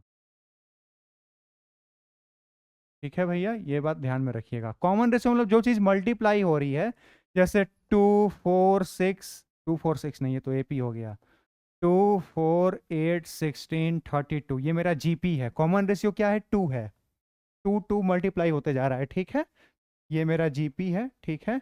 और अगर मैं ऐसे इनफाइनाइट कर दूं तो उसका सीरीज, उसका सम क्या आएगा, तो sum of infinite terms of GP वो होता है A upon one minus R. Sum में यही फार्मूला काम में आता है हम लोगों को फिजिक्स में, ठीक है। तो ये बात पता होनी चाहिए, एपी और जीपी खत्म। अब आता है अलजेब्रा। पूरे अलजेब्रा में भूल जाइए अलजेब्रा क्या होता है। अगर आपको 11 12 का फिजिक्स सॉल्व करना है, उसमें कुछ कुछ इक्वेशंस आएंगी सॉल्व करने को, उसे सॉल्व करने के लिए आपको बस ये तीन चार फॉर्मूले पता होने चाहिए, बहुत आसान आसान। ए प्लस बी का होल स्क्वायर क्या होता है, ए माइनस बी का होल स्क्वायर क्या होता है, A square minus B square क्या होता है, ठीक है। बस ये होता है A square plus two A B plus B square, ये होता है A square minus two A B plus B square, ये होता है ए प्लस बी और ए माइनस बी, ठीक है। काफ़ी आसान है, ठीक है। आई होप ये तीन फॉर्मूले, और एक है ना रूट्स निकालने का, the roots of a x square plus b x plus c equal to 0 है, तो इसके रूट्स कैसे आएंगे वो आते हैं भैया minus b plus minus under root b square minus 4ac upon 2a। एक बार प्लस करके आएगा रूट और एक बार माइनस करके आएगा, ठीक है, इसलिए यहाँ पे प्लस माइनस दोनों लिखा हुआ है। ठीक है, एक बार प्लस करेंगे और एक बार माइनस करेंगे। ये रहा formula minus b plus minus under root b square minus 4ac upon 2a। ये बी कौन सा है, ये वाला बी है। ए कौन है, ये वाला ए है, और सी वही। ठीक है, यहां से ऐसा कुछ इक्वेशन आएगा, क्वाड्रेटिक इक्वेशंस मिलती है हम लोगों को सॉल्व करने को। या तो फार्मूला लगाइए या फिर स्प्लिट डिवीजन मेथड लगाइए। ठीक है, स्प्लिट डिवीजन मेथड हर बार नहीं लगता, ये हर बार लगेगा। ठीक है, तो आई होप पूरे अलजेब्रा में इतना पता होना चाहिए, कॉमन सेंस की बातें हैं। ठीक है, क्लास 10th में तो इसका डेरिवेशन भी जरूरी है, तो जो क्लास 10th वाले बच्चे हैं भैया इसका डेरिवेशन भी देख लेना। ठीक है, क्वाड्रेटिक फार्मूला है ये, अलजेब्रा खत्म आपका। नेक्स्ट आता है लॉग एंड एंटी लॉग। ध्यान देंगे भैया, log A on the base B equal to C है, इसका सीधा सा मतलब है, ठीक है, कि अगर आप b की पावर c कर दोगे तो ये इक्वल टू a हो जाएगा। यानी log 100 ऑन द बेस 10 लिखूं तो ये 2 होगा। इसका सीधा सा मतलब है कि 10 का ऐसा क्या एक्सपोनेंट हो कि रिजल्ट 100 हो जाए। log 100 ऑन द बेस 10 पढ़ते कैसे हैं, log 100 ऑन द बेस 10। इसका पूछने का मतलब है कि भैया 10 का ऐसा क्या एक्सपोनेंट दे कि रिजल्ट मेरा 100 हो, तो 2 होगा आंसर। कॉमन सेंस की बात है भैया, ठीक है। तो वही लिखा है, b के पावर c कर देंगे तो वो a का रिजल्ट दे देगा। कॉमन सेंस की बातें हैं, ठीक है। अब यहाँ पे log को डिफाइन होने के लिए ना, लॉग को डिफाइन होने के लिए कुछ कुछ कंडीशंस है। क्या कंडीशंस है, कि आपका a ग्रेटर देन 0 होना चाहिए, b ग्रेटर देन 0 होना चाहिए, और साथ में b should not be equal to 1। ठीक है, ये कंडीशन है, condition for log b, sorry log a on the base b to be defined. इसका रीजन भी मैंने अपने लेक्चर में बताया था, ठीक है, यहाँ पे भी सुन लीजिए। ए तो मेरा 0 से बड़ा ही होना चाहिए ना, तो कोई भी नंबर ऐसा नहीं है, बी का ऐसा क्या पावर करें कि ए 0 आए चाहे नेगेटिव आए, पॉसिबल ही नहीं है। पॉसिबल ही नहीं है, तो समझ में आ रहा है कि हाँ ए मेरा ग्रेटर देन 0 होगा। बी ग्रेटर देन 0 होना चाहिए, हाँ भैया बी भी ग्रेटर देन 0, क्योंकि जब आपका रिजल्ट ही पॉजिटिव आप ले रहे हो, ए शुड बी ग्रेटर देन 0, तो बी तो कॉमन सेंस की बात है, ग्रेटर देन 0 लेना ही पड़ेगा। ठीक है, वन क्यों नहीं ले 1 क्यों नहीं ले सकते भैया, मान लो मैं ऐसे लिख दूं log 8 on the base 1 equal 1 पे ऐसा क्या पावर रखें कि पॉसिबल है कभी, डिफाइन कर सकते हो, पॉसिबल ही नहीं है, तो आपका बेस आई मीन बी जो है वो 1 भी नहीं होना चाहिए। ठीक है, ये थी कॉमन सेंस की बातें लॉग की। ठीक है, इसकी कुछ प्रॉपर्टीज आप लोगों को पता होनी चाहिए। ठीक है, इसकी कुछ प्रॉपर्टीज पता होनी चाहिए। प्रॉपर्टीज क्या है भैया, देखेंगे यहां ध्यान से। ठीक है, सबसे पहला प्रॉपर्टी तो भैया यही आपको पता होना चाहिए कि log b on the base a equal to c है। ऐसे नहीं भैया, वहाँ तो log a on the base b लिखा है ना, log a on the base b c, this implies b का पावर c कर देंगे तो a मिल जाएगा। ठीक है, पहला। दूसरा क्या पता होना चाहिए, log m इंटू n अगर है, मल्टीप्लाई हो रहा है, तो ये log m plus log n हो सकता है। ठीक है, बेस सेम रखते हुए, यहाँ पे भी बेस अगर 10 है तो यहाँ पे भी बेस 10 है, वहाँ पे भी बेस 10। ठीक है, तीसरी प्रॉपर्टी, अगर ये डिवाइड हो रहा हो तो घटा देना है log m minus log n। ठीक है, तीसरी प्रॉपर्टी हो गई। चौथी प्रॉपर्टी ध्यान देंगे, log यहाँ पे क्या ले लेते हैं, a ले लेते हैं, यहाँ पे b ले लेते हैं। ठीक है, log a on the base b है, a का पावर p है और b का पावर q है, तो जो a का पावर होता है वो ऊपर और जो बेस का पावर है वो नीचे, p अपॉन q, ये नॉर्मली हो जाएगा log a, है ना, ऑन द बेस b। ठीक है, कतई कोई दिक्कत नहीं होना चाहिए। जो a का पावर था वो ऊपर, जो b का पावर है उसको नीचे भेज दिया और फिर वैसे ही के वैसे लिख दिया। ठीक है, ये प्रॉपर्टी पता होनी चाहिए। और कोई प्रॉपर्टी बच गया, हाँ एक और छोटा सा प्रॉपर्टी है, पांचवा property, log a on the base b, ये जस्ट रिवर्स होगा log b on the base a के। ठीक है, तो ये छोटी मोटी 5 प्रॉपर्टीज आपको लॉग के बारे में पता होनी चाहिए, ठीक है।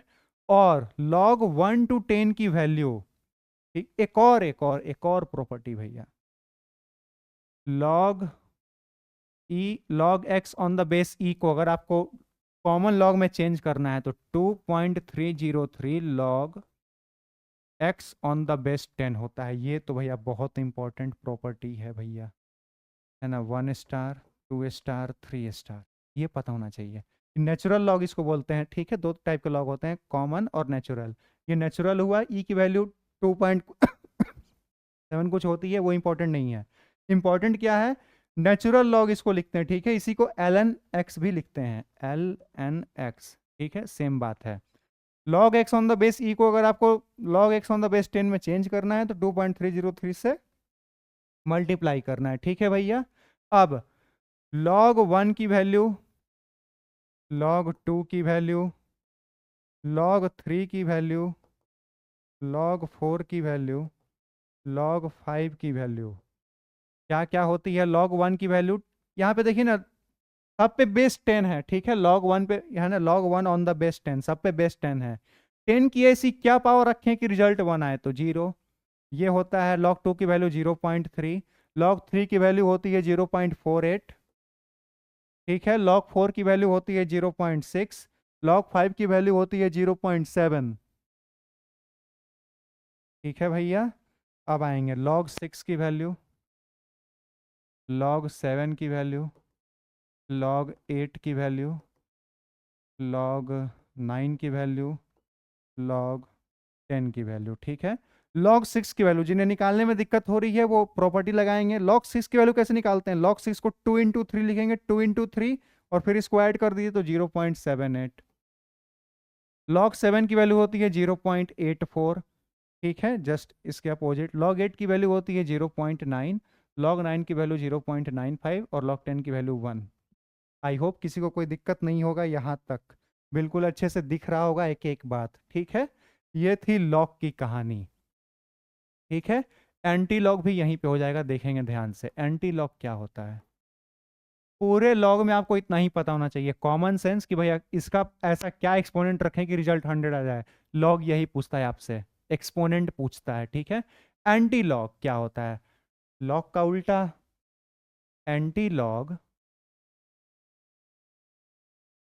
है ना, एंटी लॉग में क्या, 2 ऑन द बेस 10 पूछूं, इसका पता है मतलब क्या है। इसका सीधा सा मतलब है anti log 2 on the base 10, इसका सीधा सा मतलब है कि 10 का एक्सपोनेंट अगर मैं 2 कर दूं, इसका सीधा सा मतलब है कि 10 का एक्सपोनेंट 2 कीजिए, रिजल्ट 100 आएगा, ठीक है। आपसे ये रिजल्ट पूछता है कि 10 पे ऑलरेडी ऊपर पावर के फॉर्म में ही लिखा हुआ है, इसको पढ़ेंगे anti log 2 on the base 10, इसका सीधा सा मतलब है कि 10 का स्क्वायर कीजिए 100 आएगा रिजल्ट। लॉग का उल्टा ही तो है, ये पूछ रहा था एक्सपोनेंट, ये पूछता है रिजल्ट, खत्म बात, ठीक है। तो ये तो काफी आसान था। ऐसा अगर क्वेश्चन मिल जाए एंटी लॉग 4.3, इसको कैसे सॉल्व करेंगे, केमिस्ट्री में काम आता है, ध्यान से देखेंगे। एंटी लॉग 4.3 है ना, इसको ऐसे लिखेंगे, एंटी लॉग 4 + 0.3 लिख सकते हैं, लिख सकते हैं, ठीक है। इसको थोड़ा जगह चाहिए होगा हमको इधर, ठीक है। मिल गया भैया जगह, देखेंगे ध्यान से अब, है ना। एंटीलॉग 4.3 को 4 + 0.3 लिखा, अब इसको क्या लिखेंगे, एंटीलॉग 4 को लॉग 10 की पावर 4 ऑन द बेस 10 लिख सकते हैं। ये 4 फिर इधर आएगा, फिर लॉग 10 × 10, ये 4 ही लिखा हुआ है। केवल 4 को, केवल 4 को मैं ऐसे लिख सकता हूं कि नहीं लिख सकता, लिख सकते हैं भैया। ये 4 इधर आएगा और log 10 on the base 10 cut के 1 ही तो आने हैं, तो ये 4 ही लिखा हुआ है, ठीक है। 4 को लिखा है ऐसे। 0.3 किसका वैल्यू होता है, लॉग 2 की वैल्यू होती है ऑन द बेस 10 के साथ। किसी को कोई दिक्कत, कोई दिक्कत नहीं। एंटी लॉग, इसको लिखेंगे लॉग, दोनों ऐड हो रहा है तो लॉग 2 × 10 की पावर 4। किसी को कोई दिक्कत, ये भी ऑन द बेस 10 है, ये भी ऑन द बेस 10 ही पूछा था, ठीक है। यानी ओवरऑल ये आपसे 10 की पावर 4.3 पूछ रहा है, ठीक है, इसका मतलब यही है। अब मैं इसको लॉग के फॉर्म में क्यों लिखा, इसलिए लिखा कि फाइनली एंटी लॉग को लॉग से काट सकूं, क्योंकि दोनों एक दूसरे के उल्टे होते हैं, कट कर देंगे, ठीक है, एक दूसरे के इफेक्ट को काउंटर कर देंगे। तो रिजल्ट आपका आएगा 2 × 10⁴। यहाँ से भी तो दिख ही रहा है, अगर ये केवल 4 होता तो 10⁴ रहता, 0.3 भी है तो थोड़ा सा ज़्यादा होगा, तो 2 × 10⁴ ऐसे सॉल्व करते हैं, केमिस्ट्री में के लिए काम आएगा, ठीक है। आगे बढ़े भैया, लॉग एंटी लॉग में इतना ही था। अब बात करेंगे डिफरेंशिएशन की, ठीक है। तो तक मैं थोड़ा सा पानी पी लूँ, है ना, आप भी थोड़ा सा पानी पी लो।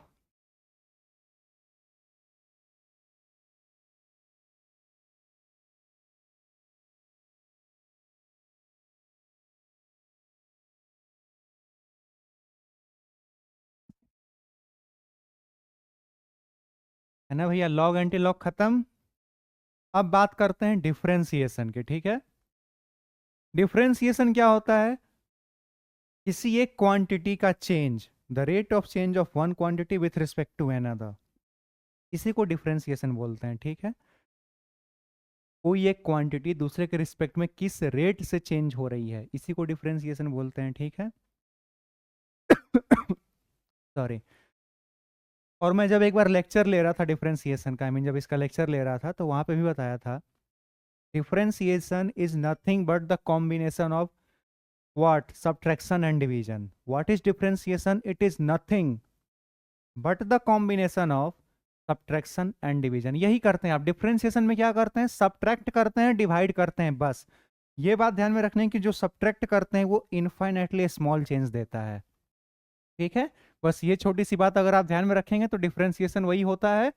इसके रूल्स पता होने चाहिए, ठीक है। जैसे कोई भी कांस्टेंट हो, y = 4 हो तो इसका dy/dx 0 आता है, कॉमन सेंस की बात है, ठीक है। पहला पॉइंट, कोई भी कांस्टेंट हो, कांस्टेंट है ना भैया, ये चेंज ही नहीं हो सकता, और जब चेंज ही नहीं हो सकता तो उसका डिफरेंशिएशन, है ना, जब चेंज ही नहीं होगा तो फिर क्या आएगा, रेट ऑफ चेंज, ठीक है। तो जो कांस्टेंट होता है उसका डिफरेंशिएशन 0, याद रहेगा, याद रहना भी चाहिए, ठीक है। सेकंड, y = अगर x⁴n हो तो इसका डिफरेंशिएशन होता है dy/dx = n x पे पावर n-1। सीधा सा एक एग्जांपल देख लीजिए, y = x⁴ हो तो इसका dy/dx करेंगे तो 3 इधर और पावर में एक कम, 3-1 यानी 3x² आपका रिजल्ट आएगा। किसी को कोई दिक्कत भैया?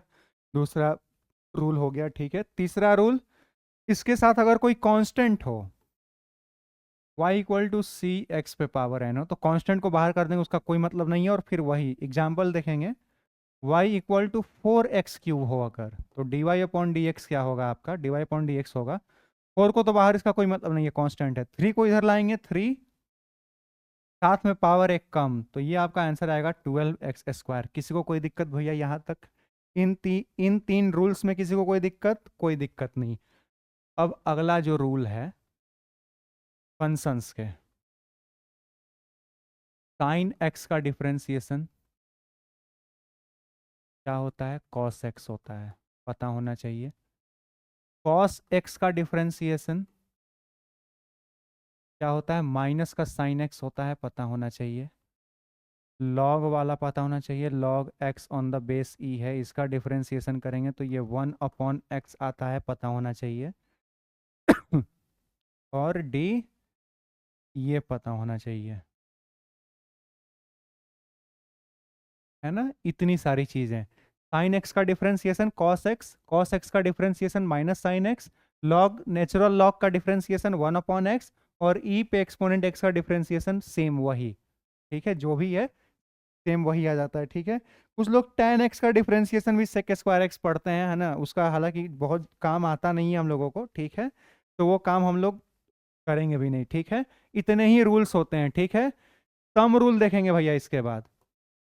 सम रूल क्या होता है डिफरेंशिएशन का, ठीक है, ध्यान से देखेंगे।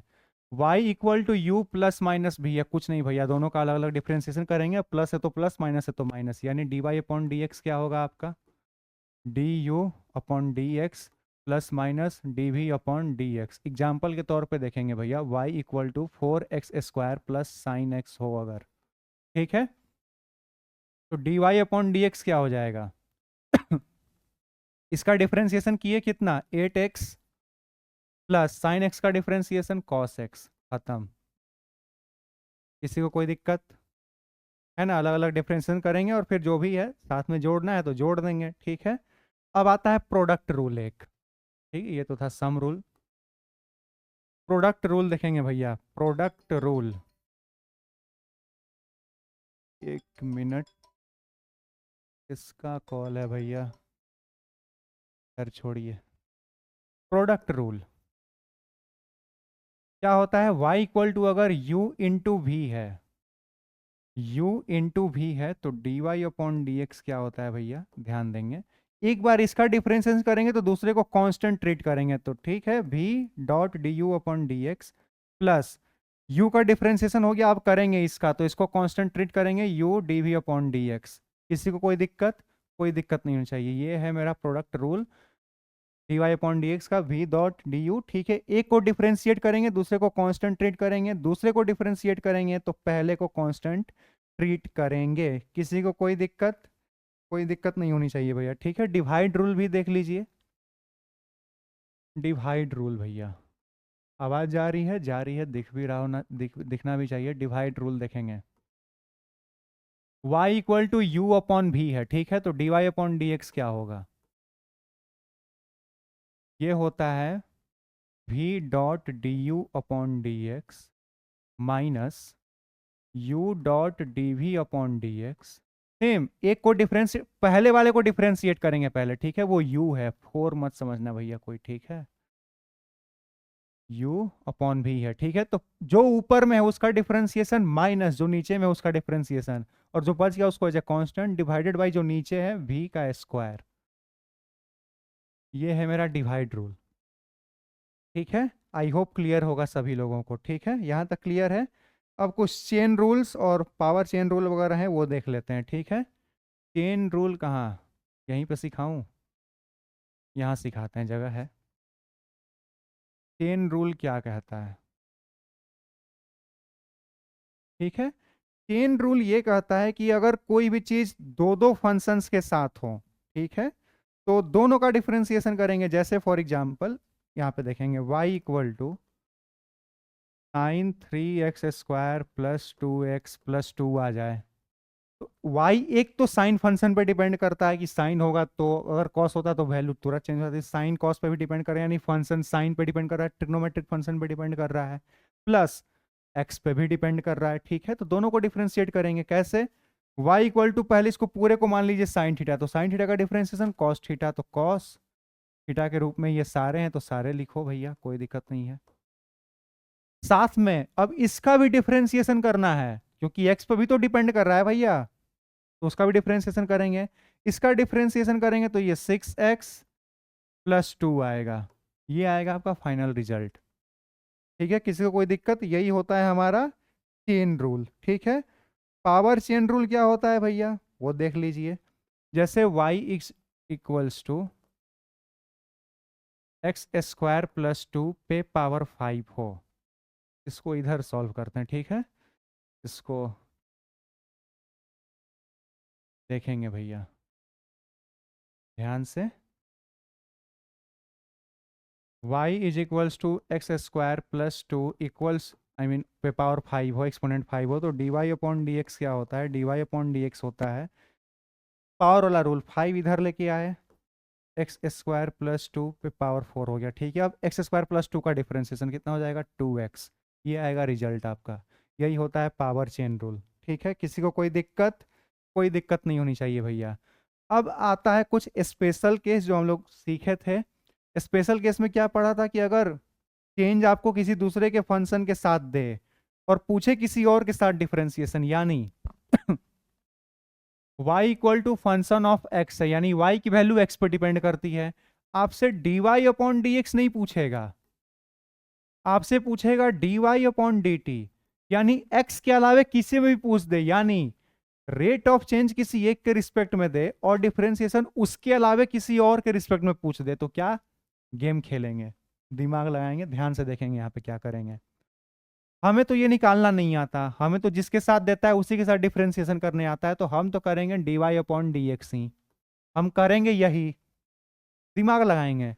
हमें नीचे dx नहीं चाहिए, यानी इसको हटाना है तो ऊपर dx से मल्टीप्लाई करना पड़ेगा। नीचे में लाना क्या है dt, तो dt कर देंगे यहाँ पे बस।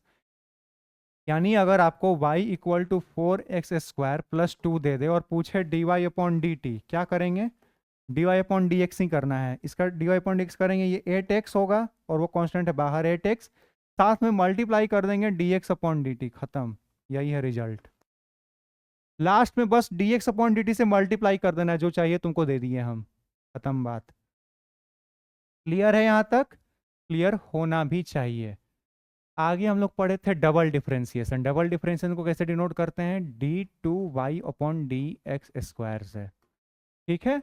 जैसे इसी को y equal to 4x² plus 2 था, इसको एक बार dy अपॉन dx करेंगे तो कितना आएगा? 8x। एक बार और कर दीजिए डिफरेंशिएशन, तो ये कितना आ जाएगा? केवल 8 आ जाएगा। ये कहाँ काम आता है? अगर आपको पोजीशन दिया हो, पोजीशन का इक्वेशन दिया हुआ हो, तो एक बार डिफरेंशिएशन करेंगे तो वेलोसिटी, और दूसरी बार डिफरेंशिएशन करेंगे तो एक्सेलरेशन, ठीक है। वहां पे ये सारी चीजें काम आती हैं। एक और पार्शियल डिफरेंशिएशन करके कुछ पढ़ा था। डबल डिफरेंशिएशन पढ़ा था और फिर पार्शियल डिफरेंशिएशन भी पढ़ा था, ठीक है भैया। पार्शियल डिफरेंशिएशन ये क्या कहता है कि अगर कोई चीज दो दो चीज पे डिपेंड करे, x² y plus y² plus x², ठीक है। यहां पे a दोनों पे डिपेंड कर रहा है, x पे भी डिपेंड कर रहा है, y पे भी डिपेंड कर रहा है। तो यहां पे क्या करते हैं? पार्शियली डिफरेंशिएट करते हैं।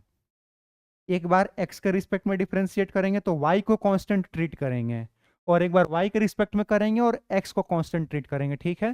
तो यहां पे del a upon del x, complete derivation नहीं कर रहे हैं ना, पार्शियली डिराइव, पार्शियली डिफरेंशिएट कर रहे हैं, ठीक है। तो पार्शियल डिफरेंशिएशन का साइन ऐसे del A upon del x, यानी अभी x के रिस्पेक्ट में डिफरेंशिएशन हो रहा है, तो इसका डिफरेंशिएशन होगा तो ये हो जाएगा 2x, y मेरा कांस्टेंट है तो 2xy प्लस y कांस्टेंट है तो इसका रिजल्ट 0, और ये हो जाएगा 2x, ये हर x के रिस्पेक्ट में।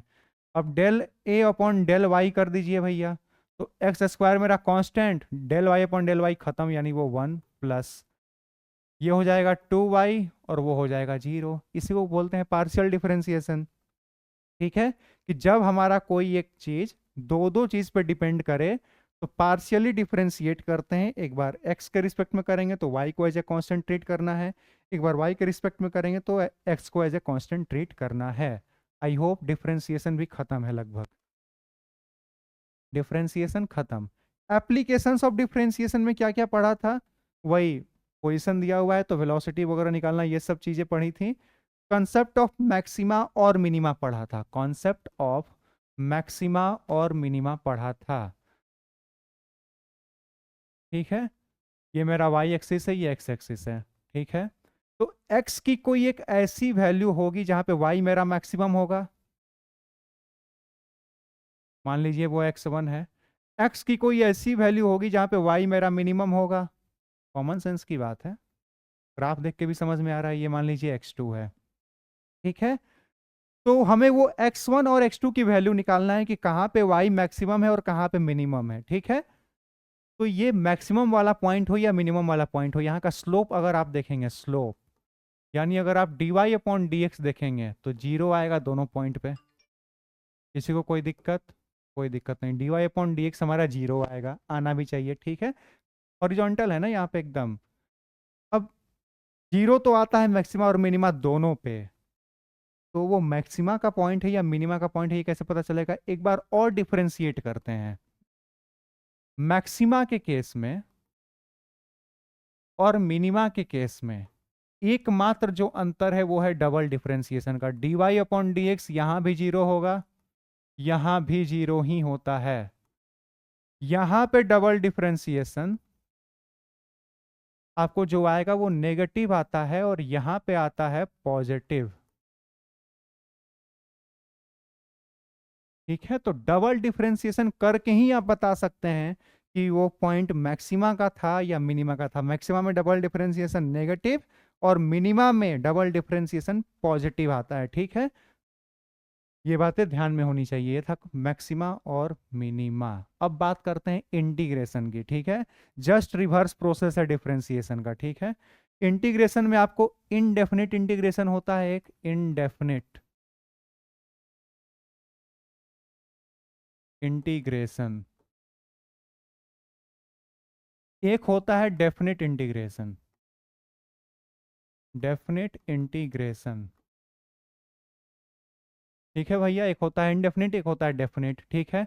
इसमें अगर आप किसी चीज़ को इंटीग्रेट कर रहे हो, वाई का इंटीग्रेशन कर रहे हो, ठीक है, तो मान लीजिए कुछ भी आया, इंटीग्रेट किया आपने, ठीक है, या फिर ऐसे नहीं, कोई फंक्शन लिखिए, ठीक है, कोई फंक्शन डिफरेंशिएटेड है, एफ डैश डी एक्स को कर रहे हो, तो ये आएगा फाइनली एफ एक्स, और लास्ट में सी ऐड करते हैं, ठीक है। क्यों? क्योंकि इनडेफिनिट है, आपको पता नहीं है। इसका एक और एग्जाम्पल जो मैं देता हूं, y इक्वल टू मान लीजिए अभी 4x² प्लस 2 है, इसका डिफरेंशिएशन करेंगे तो क्या करेंगे, dy अपॉन डी एक्स, ये होगा 8x और ये होगा 0, यानी केवल आएगा 8x, ठीक है। अगर चूंकि इसका डिफरेंशिएशन किया है तो 8x आया, तो इसको इंटीग्रेट अगर वापस करें तो हमको ये रिजल्ट मिलना चाहिए। इंटीग्रेट करके देखते हैं, dy अपॉन जो dx था उसको dx के रिस्पेक्ट में इंटीग्रेट कीजिए, करेंगे तो इसका इंटीग्रेशन करेंगे तो ये आता है 8x² अपॉन 2, यानी 4x² तो आ गया, प्लस 2 कहाँ गया, प्लस 2 तो मिला नहीं वापस इंटीग्रेट करने पे। इसीलिए अगर ये केवल 4x² होता तो डिफरेंशिएशन 8x और फिर इंटीग्रेट करते तो केवल ये, लेकिन प्लस 2 भी तो है, तो हमें तो जो इंटीग्रेट करने को मिलेगा वो मिलेगा डिफरेंशिएटेड पार्ट, तो हमें ये पता नहीं है कि उसके बाद में कोई कांस्टेंट था या नहीं था। इसलिए फॉर सेफ्टी, इनडेफिनिट है ना, we don't know, we are not sure about it, तो for safety we add a constant C. I hope ये डाउट अब क्लियर होगा कि सी क्यों ऐड करते हैं, ठीक है, क्योंकि हमें पता नहीं है कि वो पहले कांस्टेंट था या नहीं था, इसलिए फॉर सेफ्टी हम प्लस सी ऐड करके ही चलते हैं, ठीक है।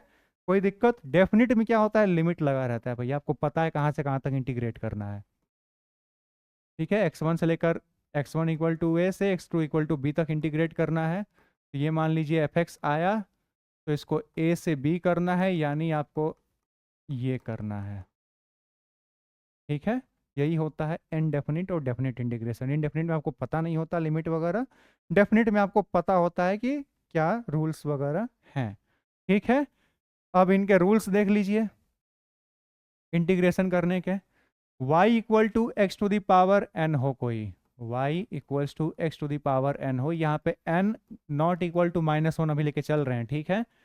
तो आपका integration y dot D x क्या होता है, ये होता है x n पे +1 और नीचे भी n पे +1। एग्जाम्पल देखेंगे, y इक्वल टू 3x² हो तो आपका integration y dot D x क्या हो जाएगा, ये हो जाएगा 3x³ अपॉन 3, यानी x³। किसी को कोई दिक्कत? कोई दिक्कत नहीं, ठीक है। अब मैंने n को माइनस क्यों मना किया था, ये दूसरा रूल है हमारा। y इक्वल टू अगर x पे पावर -1 हो, यानी क्या 1 अपॉन एक्स हो, याद कीजिए डिफरेंशिएशन में अभी अभी बताया है 1 अपॉन एक्स किसका डिफरेंशिएशन होता था, नेचुरल लॉग x का, तो इसका इंटीग्रेशन भी वही होगा ना भैया। Integration y dot D x क्या हो जाएगा, इसका log x on the base e, ये दूसरा रूल है, ठीक है। किसी को कोई दिक्कत? कोई दिक्कत नहीं होना चाहिए। तीसरा, साइन x का इंटीग्रेशन क्या होता है, dx के रिस्पेक्ट में ये होता है -cos x। चौथा रूल, cos x का डिफरेंस आई मीन इंटीग्रेशन क्या होता है, ये होता है sin x। सब में प्लस सी करते जाइए, ठीक है, इनडेफिनिट है तो साथ प्लस सी वगैरह लिखते जाइएगा। पांचवा, लॉग का हो ही गया, इंटीग्रेशन ex, यही होता है, डिफरेंशिएशन भी वही होता है तो इंटीग्रेशन भी वही होगा, इसमें तो कोई दिक्कत होना नहीं है, ठीक है। यहाँ पे यहाँ तक किसी को कोई दिक्कत? आई होप नहीं होगा, कोई दिक्कत नहीं है, बहुत अच्छी बात है।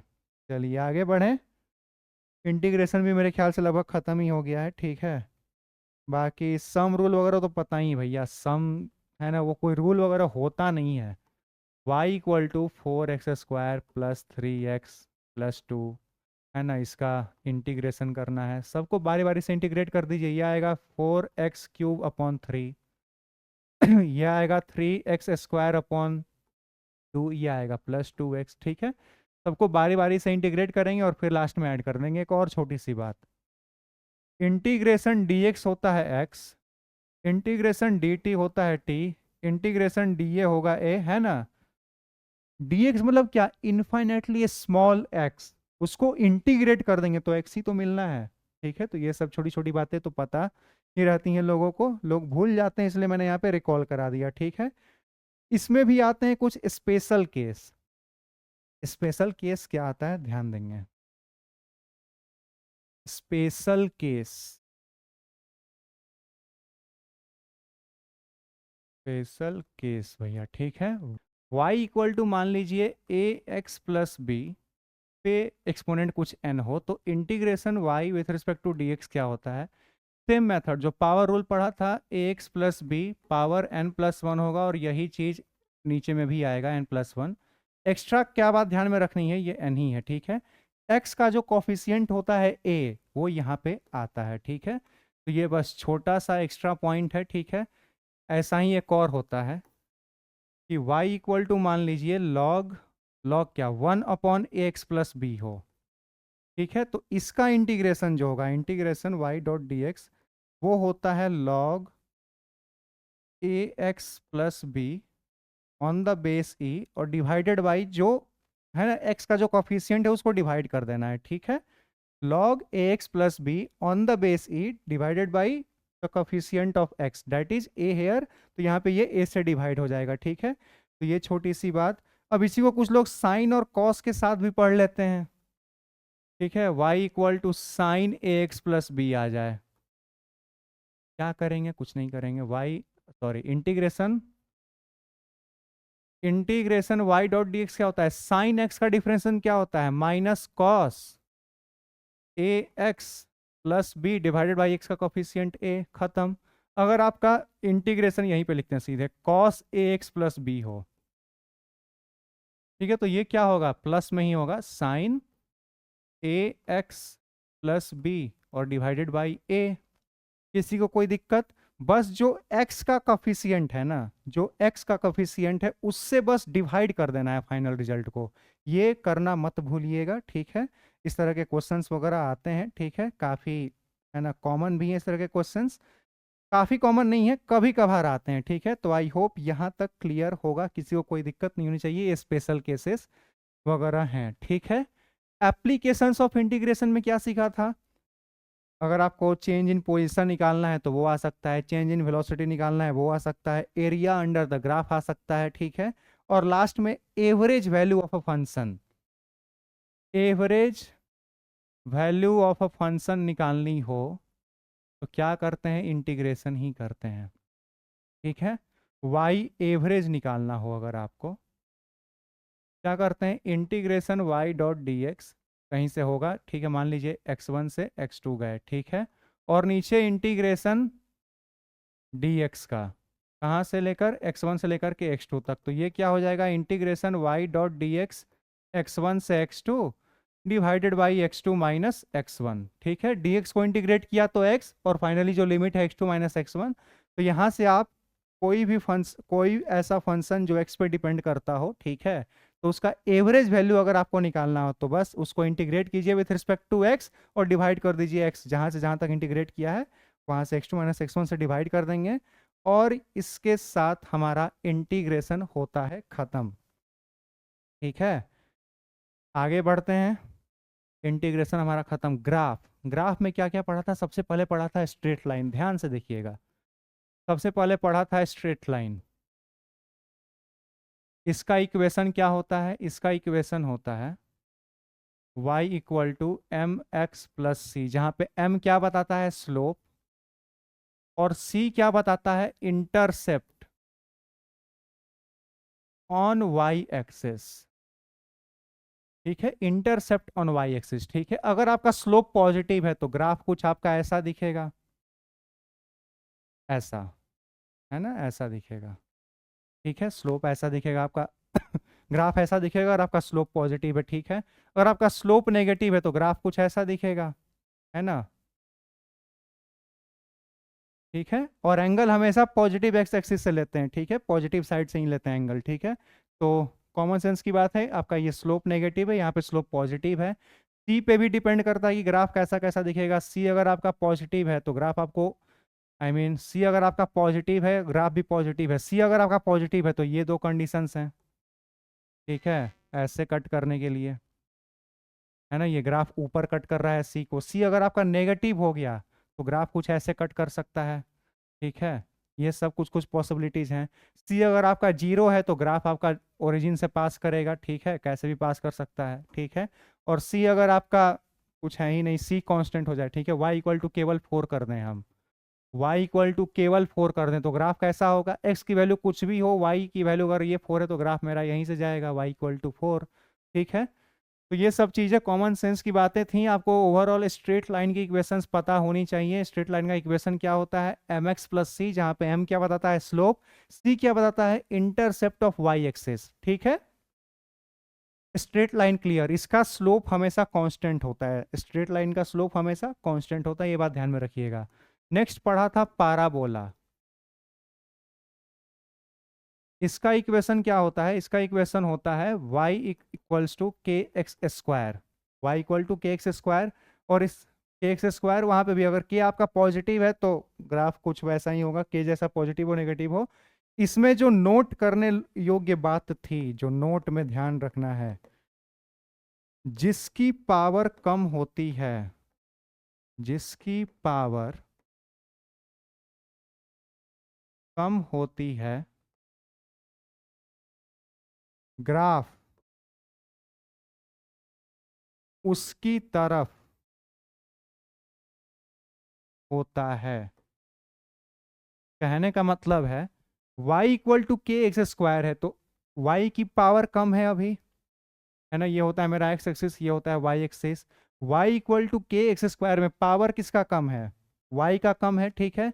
तो ग्राफ तो मेरा y के तरफ ही घूमेगा। अब पॉजिटिव की तरफ घूमेगा या नेगेटिव की तरफ, ये के बताता है, के मेरा पॉजिटिव है तो ग्राफ कुछ इसका ऐसा होगा, ठीक है, ओरिजिन से पास करता हुआ, ओरिजिन से पास करता हुआ ग्राफ कुछ ऐसा होगा यहाँ पे, ठीक है। y equal to minus k x square होता तो ग्राफ कुछ मेरा ऐसा होता, ठीक है। अगर मान लीजिए x इक्वल टू के वाई स्क्वायर होता, ठीक है, तो अब x का पावर कम है तो x की तरफ घुमाएंगे, किसकी तरफ, पॉजिटिव की तरफ, तो ग्राफ कुछ मेरा ऐसा होता।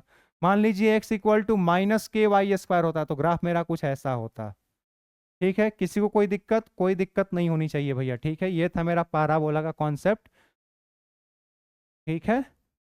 और इसमें पता होना चाहिए कि स्लोप बढ़ रहा है या घट रहा है ना, जैसे एक बहुत कॉमन एग्जांपल है, इसमें बताएंगे भैया कि स्लोप कहाँ से कहाँ बढ़ रहा है, कहाँ से कहाँ घट रहा है। तो पहले स्लोप घट रहा है, देखिए यहाँ पे स्लोप काफ़ी ज़्यादा है, धीरे धीरे घट घट के एकदम जीरो हो गया और फिर बढ़ने लगा, तो स्लोप यहाँ पे पहले डिक्रीज हो रहा है और फिर इंक्रीज हो रहा है, ठीक है। पैराबोला में कभी घटते बढ़ते रहता है, ठीक है। Slope is not constant in the case of parabola, straight line के अलावा किसी में कांस्टेंट होता ही नहीं है, ठीक है। पैराबोला पढ़ा था, फिर क्या पढ़ा था, रेक्टेंगुलर हाइपरबोला पढ़ा था, रेक्टेंगुलर हाइपरबोला पढ़ा था भैया। जब इन्वर्सली प्रोपोर्शनल होते हैं तब ये ग्राफ बनता है रेक्टेंगुलर हाइपरबोला, है ना। क्या होता है equation, y inversely proportional to, है ना, ऐसा कुछ होता है। अगर आप कोई चीज़ इन्वर्सली प्रोपोर्शनल हो उस केस में वो चीज़, है ना, कैसा ग्राफ शो करेगी, तो ऐसा करेगी, मतलब एक चीज़ बढ़ेगा तो दूसरा घटेगा, ऐसा कुछ, ठीक है। x बढ़ रहा है तो y घटेगा, y देखिए जैसे जैसे घट रहा है तो x मेरा बढ़ रहा है, ठीक है, तो दोनों इन्वर्सली प्रोपोर्शनल है, ऐसा कुछ ग्राफ देखने को मिलता है, ठीक है। ये था मेरा रेक्टेंगुलर हाइपरबोला। आई होप ये तीनों ग्राफ क्लियर होंगे। और क्या क्या पढ़ा था रिकॉल कीजिए, सर्कल एलिप्स वगैरह भी पढ़ा था, ठीक है। सर्कल का फॉर्मूला क्या होता है भैया, x square plus y square equals to a square, जहाँ पे ए मेरा क्या है, radius of the circle, radius of circle है, ठीक है। ए मेरा क्या है, रेडियस ऑफ द सर्कल है। सर्कल का ग्राफ क्या, आई मीन इक्वेशन क्या होता है, x square plus y square equal to a square, ठीक है। एलिप्स का क्या होता है भैया, वो भी देख लीजिए, एलिप्स भी हम लोगों ने पढ़ा था। एलिप्स का होता है x square upon a square plus y square upon b square equal to 1, x square upon a square plus y square upon b square equals to 1, ठीक है। यहाँ पे ए और बी क्या है, ए आपका major x semi major axis है, semi major axis, ठीक है। और बी मेरा क्या है, सेमी माइनर एक्सिस, एक मेजर है तो एक माइनर होगा। और ये कब, जब आपका ए बी से बड़ा हो, ठीक है, तभी ए मेजर होगा बी माइनर होगा, ठीक है। और कुछ पढ़ा था, एक्सपोनेंशियल ग्रोथ करके कुछ पढ़ा था, एक्सपोनेंशियल ग्राफ वगैरह, एक्सपोनेंशियल एक्सपोनेंशियल ग्रोथ का देख लेते हैं भैया, ठीक है। यानी y इक्वल टू ई पे पावर के एक्स पॉजिटिव में हो तो ग्राफ आपका कैसा होता है, ऐसा कुछ होता है, ठीक है। जीरो से ये शुरू नहीं होता, क्यों, क्योंकि अगर आप x जीरो भी कर दोगे तो y की वैल्यू 1 आएगी, ठीक है। तो ऐसा कुछ ग्राफ होता है एक्सपोनेंशियल ग्रोथ का, ठीक है। एक्सपोनेंशियल डीके का जस्ट उसका अपोजिट हो जाता है भैया, ठीक है। एक्सपोनेंशियल डीके का भी ग्राफ जस्ट उसका ठीक अपोजिट होगा। तो ये सब तो छोटी मोटी बातें हैं, ठीक है। आई होप यहाँ तक क्लियर होगा। एक्सपोनेंशियल डीके का क्या ग्राफ, उसका इक्वेशन होता है y equal to e minus k x, ठीक है, ऐसा होता है। और ग्राफ जस्ट अपोजिट कर दीजिए, ठीक है। ग्राफ भी खत्म भैया, ठीक है। इतना जल्दी कवर किया, सोच रहे हैं क्या, मज़ा ही आ गया एकदम, ये सारी चीज़ें एकदम रिकॉल हो गई, ठीक है। नेक्स्ट वेक्टर की बात कर लेते हैं भैया, ठीक है। बेसिक मैथ यहाँ पे हमारा ख़त्म होता है, ठीक है। अब बात करेंगे वेक्टर्स की। देखिए दुनिया में जितनी भी क्वांटिटीज़ थी उन सबको दो पार्ट में डिवाइड किया, फिजिकल और नॉन फिजिकल। फिजिकल क्वांटिटी वो जिसको हम मेजर कर सकते हैं, नॉन फिजिकल वो जिसको मेजर नहीं कर सकते, जैसे लव हेट, ये तो फिजिक्स के भरोसे छोड़ नहीं सकते ना भैया, इंपॉर्टेंट चीज़ें हैं, लव गुडनेस वगैरह ये सब इंपॉर्टेंट है, इसको अपने पास रखा। जिसको मेजर कर सकते हैं उसको फिजिक्स को दिया, बोला कि भैया ये लो मेजर कर करके बताते रहना मैं जहाँ जरूरत पड़ेगी, ठीक है। तो दो तरह की क्वांटिटी, फिजिकल और नॉन फिजिकल। फिजिकल में भी कुछ क्वांटिटी ऐसी होती हैं जिसमें जिसको डिस्क्राइब करने के लिए हमें डायरेक्शन स्पेसिफाई करना जरूरी नहीं होता, ठीक है। लेकिन हाँ कुछ ऐसी भी होती हैं जिसको डिफाइन करना है अगर, तो डायरेक्शन बताना जरूरी है। वैसी क्वांटिटी को हम बोलते हैं वेक्टर, ठीक है। वैसी क्वांटिटी को हम बोल देते हैं वेक्टर, ठीक है। तो वेक्टर का डिफिनीशन अगर मैं बोलूं तो क्या बोलेंगे, vector is that physical quantity which has both magnitude and direction and that follows vector law of addition. ये जो तीसरा लाइन मैंने बोला ये बहुत ज़्यादा इंपॉर्टेंट है। अगर कोई ऐसी क्वांटिटी है जिसके पास मैग्नीट्यूड भी है डायरेक्शन भी है लेकिन वो वेक्टर नहीं है, हाँ ऐसा हो सकता है। एग्जाम्पल इलेक्ट्रिक करंट, उसका एक डायरेक्शन भी होता है, हम लोग बोलते हैं पॉजिटिव से नेगेटिव तरफ जा रहा है, मैग्नीट्यूड भी होता है, but that's not a vector quantity. और हमारे सिलेबस में अगर कोई क्वांटिटी वेक्टर नहीं है तो वो स्केलर है, ठीक है। टेंसर क्वांटिटी सिलेबस में नहीं है तो उसके अपना सोचना भी नहीं है। हमारे सिलेबस में अगर कोई क्वांटिटी वेक्टर नहीं है तो वो स्केलर है, खत्म बात, ठीक है। तो वेक्टर होने के लिए सबसे इंपॉर्टेंट नियम रूल क्या है, कंडीशन क्या है वेक्टर होने के लिए, सबसे इंपॉर्टेंट रूल ये है कि वो लॉ ऑफ वेक्टर एडिशन को फॉलो करना चाहिए, then only that quantity can be vector, otherwise not. Clear. चलिए भैया वेक्टर का इतना सारा चीज, टाइप्स ऑफ वेक्टर भी कितने टाइप के होते हैं, पैरेलल वेक्टर है ना, ये पैरेलल वेक्टर हो गए, ठीक है, जिसके बीच का एंगल जीरो हो, ठीक है, इसको पैरेलल वेक्टर बोल देते हैं, सेम डायरेक्शन में हो। और मैग्नीट्यूड कुछ भी हो सकता है, मैग्नीट्यूड भी अगर आप इक्वल कर दो इनको इक्वल वेक्टर बोलते हैं, ठीक है। एक होते हैं एंटी पैरेलल वेक्टर्स, इनका मैग्नीट्यूड कुछ भी हो सकता है, एंगल 180 डिग्री होगा, इसी में आप मैग्नीट्यूड इक्वल कर दोगे तो ये हो जाएंगे नेगेटिव वेक्टर, है ना, magnitude same direction just opposite, ठीक है। उसके बाद क्या होते हैं, कुछ होते हैं कोप्लेनर वेक्टर्स, यानी सेम प्लेन में होंगे, है ना, सेम प्लेन में, एक्स वाई प्लेन में है तो सारे सारे एक प्लेन में हो तो कोप्लेनर वेक्टर्स। को इनिशियल वेक्टर्स, सेम पॉइंट से स्टार्ट होने वाले। कॉनकरेंट वेक्टर्स, सेम पॉइंट पे कट करने वाले, है ना, या फिर जिनका लाइन ऑफ एक्शन भी सेम हो उनको भी कॉनकरेंट बोलते हैं, ठीक है। इनका देखिए लाइन ऑफ एक्शन सेम है, ठीक है, तो इनको कॉनकरेंट बोल देते हैं, ठीक है। कॉनकरेंट हो गया, कोइनिशियल हो गया, कोप्लेनर हो गया, ठीक है, इतना ही, सी से इतने ही होते हैं, बाकी और कुछ बच गए, इक्वल हो गया, नेगेटिव हो गया, है ना, यही कुछ टाइप्स ऑफ वेक्टर्स हैं। एक्सियल वेक्टर्स हमें रोटेशनल इफेक्ट्स में देखने को मिलेंगे, ठीक है, तो वो होते हैं एक्सियल वेक्टर्स वगैरह, ठीक है। तो यही सब जो जो इंपॉर्टेंट है। हाँ, ऑर्थोगोनल वेक्टर्स क्या होते हैं, ऑर्थोगोनल जो एक दूसरे के परपेंडिकुलर हो, ठीक है। ऑर्थोगोनल वेक्टर्स, यानी परपेंडिकुलर होने चाहिए, ठीक है। इसी में 3 वेक्टर का यूज हम लोग करते हैं बेस वेक्टर की तरह, ठीक है। उसके लिए हम लोग डायरेक्शन उसका यूज करते हैं, ठीक है, डायरेक्शन जानने के लिए। कौन कौन से हैं वो 3 वेक्टर? 3 बेस वेक्टर इनको बोलते हैं। ये हुआ मेरा आई कैप, ये हुआ मेरा जे कैप, ये हुआ मेरा के कैप, ठीक है। इनको बोलते हैं बेस वेक्टर्स, ठीक है। ये तीनों के तीनों यूनिट वेक्टर हैं, क्यों? क्योंकि इनका जो मैग्नीट्यूड होता है वो 1 होता है। जिस भी वेक्टर का मैग्नीट्यूड 1 हो वो यूनिट वेक्टर होता है, ठीक है। ये बात ध्यान में रखिएगा। तो ये आई कैप, जे कैप, के कैप, इनको देखा होगा वेक्टर में, ठीक है। ये सब डायरेक्शन बताने के काम में आते हैं। आई कैप मतलब पॉजिटिव एक्स एक्सिस, नेगेटिव में करना है तो बस इसी को माइनस आई कैप कर देंगे, ठीक है। जे का मतलब पॉजिटिव वाई, के का मतलब पॉजिटिव जेड। किसी को कोई दिक्कत? कोई दिक्कत नहीं होनी चाहिए, ठीक है। आगे बढ़े, चलिए भैया आगे बढ़ते हैं। है ना, दिख रहा है ना आप लोगों को? हाँ, दिख भी रहा है, आवाज भी जा रही है। चलिए, अब जो सबसे इंपॉर्टेंट बात आता है वेक्टर में, पूरे वेक्टर में जितना जरूरत होगा उतना ही बताऊंगा, एक्स्ट्रा कुछ नहीं बताऊंगा। और काम चल जाए, आपका नीट एग्जाम निकल जाए, जेई निकल जाए, बस उतना जरूर बताएंगे भैया, ठीक है। टेंशन नहीं लेना है। आप एकदम एग्जाम से एक दिन पहले भी देखोगे, एकदम इतना ही पता होना चाहिए। एग्जाम के दिन पहले क्या होता है भैया, एक्स्ट्रा ज्ञान मत दो, जितना जरूरी है उतना बताओ, वही बताएंगे। एंगल बिटवीन द वेक्टर कैसे निकालते हैं? एंगल बिटवीन वेक्टर्स, ठीक है। कंडीशन है कि कोई भी 2 वेक्टर या तो टेल टू टेल ज्वाइन हो, इसको बोलते हैं हेड, इसको बोलते हैं हेड, ठीक है। ये वो हो गया tail. Tail to tail join है तो इन दोनों के बीच का एंगल वो एंगल बिटवीन द वेक्टर्स है। या फिर हेड टू हेड ज्वाइंड हो, ठीक है। टेल टू टेल ज्वाइन हो या हेड टू हेड ज्वाइन हो, ठीक है। एक और खास बात, वेक्टर को हम लोग पैरेलल शिफ्ट कर सकते हैं, ठीक है। मान लीजिए ये कोई 2 वेक्टर है, इसका बीच का हमको एंगल निकालना है, ठीक है। तो इसको आप पैरेलली शिफ्ट कर सकते हैं ना, यानी बिना डायरेक्शन और मैग्नीट्यूड चेंज किए इसको उठा के यहाँ पे रख दिया, बीच का एंगल आ जाएगा हमको कितना, थीटा। हमको मन कर रहा कि नहीं टेल टू टेल नहीं, हम हेड टू हेड मैच करेंगे, ठीक है। हम हेड टू हेड मैच करा देते हैं तो भी एंगल वही आएगा, ठीक है। ये एंगल, ठीक है। अल्टरनेट इंटीरियर एंगल से कुछ दिख रहा होगा, ठीक है, सेम ही आता है, ठीक है। तो आप पैरेलल वेक्टर को पैरेलली शिफ्ट कर सकते हैं। पैरेलल शिफ्ट करने का मतलब है कि ना मैग्नीट्यूड चेंज किया है ना डायरेक्शन चेंज किया है, तब शिफ्ट कर सकते हैं तो कर सकते हैं, ठीक है।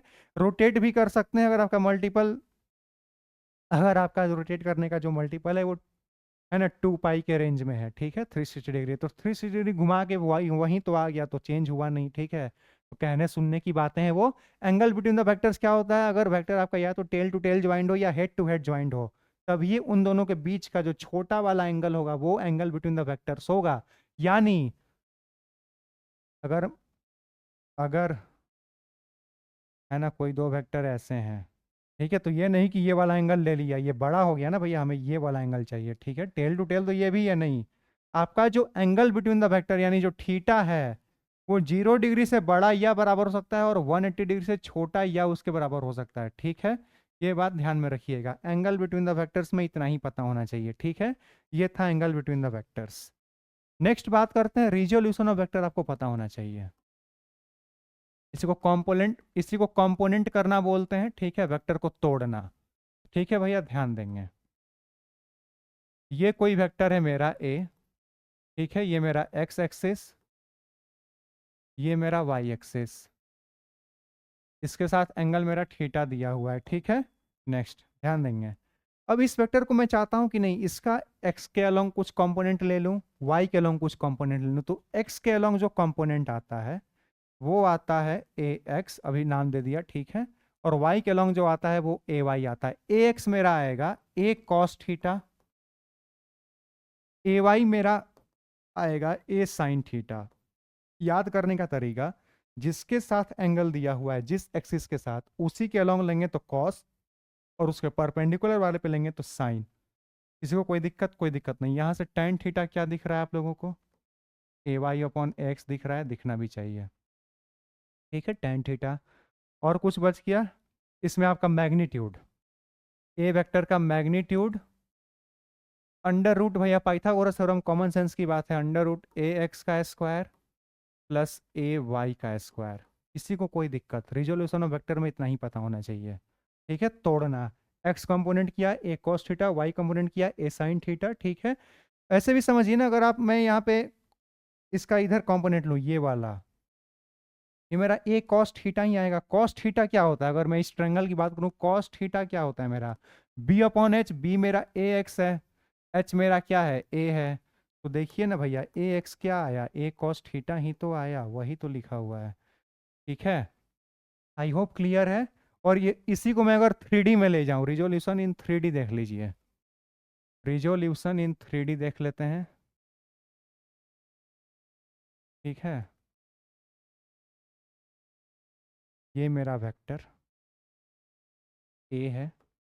ठीक है, सबके साथ एंगल दिया हुआ है, इसके साथ अल्फा, इसके साथ बीटा, इसके साथ गामा। ठीक है, ये मेरा एक्स एक्सिस, ये मेरा वाई एक्सिस, ये मेरा जेड एक्सिस है। ठीक है, किसी को कोई दिक्कत, कोई दिक्कत नहीं होना चाहिए। ठीक है भैया, यहाँ पे देखेंगे आप, इसका कंपोनेंट करेंगे। ठीक है, इसका कंपोनेंट करेंगे तो कॉस अल्फा मेरा क्या होगा, बी अपॉन एच। बी मेरा क्या, ए एक्स अपॉन ए। वैसे ही कॉस बीटा क्या हो जाएगा, ए वाई अपॉन ए। वैसे ही कॉस गामा क्या हो जाएगा, ए जेड अपॉन ए। किसी को कोई दिक्कत, कोई दिक्कत नहीं। ठीक है, यहीं से cos square alpha plus cos square beta plus cos square gamma equals to 1 आता है, ये पता होना चाहिए। डेरिवेशन है ना, करके आप देख सकते हैं। यहीं से sine square alpha plus sine square beta plus sine square gamma equals to 2 आता है। डेरिवेशन आप करके देख सकते हैं, प्रूव भी कर सकते हैं। ठीक है, जिन्हें डाउट है भैया वो अपना करके चेक कर लें, यही आएगा रिजल्ट। ठीक है, और मैग्नीट्यूड क्या आएगा वेक्टर ए का, वही ए एक्स का स्क्वायर प्लस ए वाई का स्क्वायर प्लस ए जेड का स्क्वायर। किसी को कोई दिक्कत, रिजोल्यूशन ऑफ वेक्टर खत्म। इतना ही जानना है रिजोल्यूशन ऑफ वेक्टर में। ठीक है, 2D में रिजोल्यूशन और 3D में रिजोल्यूशन। आगे बढ़े, चलिए भैया आगे बढ़ते हैं और आगे हम सीखेंगे एडिशन ऑफ वेक्टर्स। आवाज जा रही है, बहुत अच्छी बात है। एडिशन ऑफ वेक्टर्स देखेंगे भैया, दो वेक्टर का एडिशन। ठीक है, तो इसमें ट्रायंगल लॉ में बता रहा हूँ। ठीक है, वही काम का भी है। ठीक है, कोई दो वेक्टर है। ठीक है, ये दो वेक्टर मान लिया। ठीक है, इसको ऐड करने के लिए आप हेड टू हेड या टेल टू टेल नहीं, टेल हेड मिलाना है। यानी दूसरे वाले का टेल पहले वाले के हेड पे मिला दिया, मिला दिया। अब इन दोनों का जो रिजल्टेंट होगा ना वो ऐसा, इसका टेल पकड़िए और उसके हेड को मैच कर दीजिए, ये हमारा रिजल्टेंट होगा इन दोनों के एडिशन का। ठीक है, ये वेक्टर मेरा ए था, ये मेरा बी था। ठीक है, इन दोनों के बीच का एंगल, इन दोनों के बीच का एंगल थीटा था। ठीक है, इन दोनों के बीच का एंगल थीटा था। अब ध्यान से देखेंगे, मैं चाहूँ तो यहाँ पे प्रॉपर डिराइव कर दूँ, डिराइव कर दें क्या, कर देते हैं। देखिए, ये मेरा थीटा है, ये मेरा बी है, इसको मैं तोड़ रहा हूं तो इतना दूर मेरा कितना आएगा, बी कॉस थीटा। और ये कितना आएगा मेरा, बी साइन थीटा आएगा, आएगा। अब ध्यान देंगे, हमें क्या चाहिए, ये आर का मैग्नीट्यूड चाहिए। इस आर का मैग्नीट्यूड अगर आप निकालेंगे तो अंडर रूट क्या करेंगे, इसका स्क्वायर प्लस इसका स्क्वायर, तो इसका स्क्वायर करेंगे और इसका स्क्वायर करेंगे। फाइनली जो रिजल्ट आता है ना वो आता है A square plus B square plus 2ab cos theta. ये वैल्यू याद होनी चाहिए, A square plus B square plus 2ab cos theta. ठीक है, मैंने डायग्रामेटिकली दिखा दिया क्योंकि वहाँ बहुत लोगों को क्लिक नहीं करता। ये आएगा मेरा बी कॉस थीटा, ये आएगा मेरा बी साइन थीटा। किसी को कोई दिक्कत, कोई दिक्कत नहीं होनी चाहिए। ठीक है, अब यहीं से ए के साथ मेरा मान लीजिए अल्फा दिया हुआ है और बी के साथ मेरा एंगल रिजल्टेंट का बीटा दिया हुआ है। तो टेन अल्फा क्या हो जाएगा, खुद सोचिए। टेन अल्फा क्या होता है, पी अपॉन बी। पी मेरा क्या है, बी साइन थीटा। बेस मेरा कितना है, ए प्लस बी कॉस थीटा। किसी को कोई दिक्कत, कोई दिक्कत नहीं होना चाहिए। टेन बीटा क्या हो जाएगा, टेन बीटा हो जाएगा A sine theta upon B plus A cos theta. ठीक है, ये सारे के सारे फॉर्मूले जैसे मुझे रटे हुए हैं ना वैसे आपको रटे हुए होने चाहिए भैया, तभी क्वेश्चन सॉल्व कर पाएंगे जल्दी में। ठीक है, with in a minute question तभी सॉल्व होता है। यहाँ तक क्लियर है? आगे बढ़े, एडिशन ऑफ वेक्टर में इतना ही जानना था भैया, ठीक है।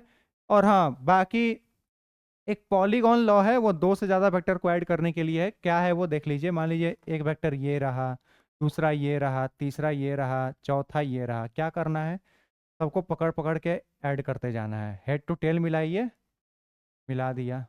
इसको पकड़िए, इसका हेड टेल मिलाइए, मिलाया। इसको पकड़िए, इसका हेड टेल मिलाया, मिला दिया। ठीक है, अब रिजल्टेंट खींच दीजिए इसके टेल से उसके हेड तक। खींच दिया रिजल्टेंट, ये मेरा रिजल्टेंट आ गया, ठीक है। और अगर ये क्लोज्ड बन गया ना, ठीक है, अगर मैं सबको मिला दूं, ठीक है, ये मान लीजिए ए है, ये बी है, ये सी है, ये डी है, ये है ना, आर तो है ही, तो ये A plus B vector plus C vector plus D vector equal to क्या है, आर वेक्टर, ठीक है। अगर आर को मैं इधर कर दूं तो उधर बचेगा केवल जीरो, तो A vector plus B vector plus C vector plus D vector minus R vector equals to zero बचेगा, ठीक है। अब माइनस आर भी, मेरा आर का डायरेक्शन इधर ही है ना। मान लीजिए एक और वेक्टर होता जिसका डायरेक्शन कुछ ऐसा होता और आ करके ये क्लोज्ड लूप बना लेता। एक प्रॉपर ऑर्डर में अगर क्लोज्ड पॉलीगॉन बन जाए तो उसका रिजल्टेंट जीरो आता है सम का, ठीक है। कॉमन सेंस की बात है, यहाँ से क्लिक भी कर रहा होगा, ठीक है। अब बात करते हैं भैया वेक्टर एडिशन की, ठीक है, यहीं पे करते हैं, यहीं से फॉर्मूला रिलेट करेंगे। वेक्टर एडिशन ऑफ वेक्टर था, ये है सब्ट्रैक्शन ऑफ वेक्टर्स, सब्ट्रैक्शन, ठीक है। फॉर्मूला में क्या चेंज आता है, फॉर्मूला में चेंज आएगा बस माइनस का, A square plus B square minus two A B cos theta, minus two A B cos theta. Theta क्या है, angle between the two vectors. tan alpha का फॉर्मूला कुछ चेंज नहीं होता, बस माइनस कर देना है प्लस के बदले, A minus B cos theta. tan beta का फॉर्मूला यहाँ पे भी कुछ नहीं करना, बस माइनस कर देना है, यह आएगा ए साइन थीटा, नीचे में बी माइनस ए कॉस थीटा। किसी को कोई दिक्कत, कोई दिक्कत नहीं होनी चाहिए। ये रहा मेरा सब्ट्रैक्शन ऑफ वेक्टर्स, खत्म, ठीक है। अब इसमें थोड़ा सा मतलब कुछ लोग रिलेट कराते हैं, ठीक है, कि अगर वो नहीं पता है तो फिर वेक्टर में क्या ही पता है, ठीक है। ठीक है, हम भी रिलेट कर लेते हैं, इसी में रिलेट करेंगे भैया। एडिशन है, सब्ट्रैक्शन है, को छोटा करते हैं, ठीक है।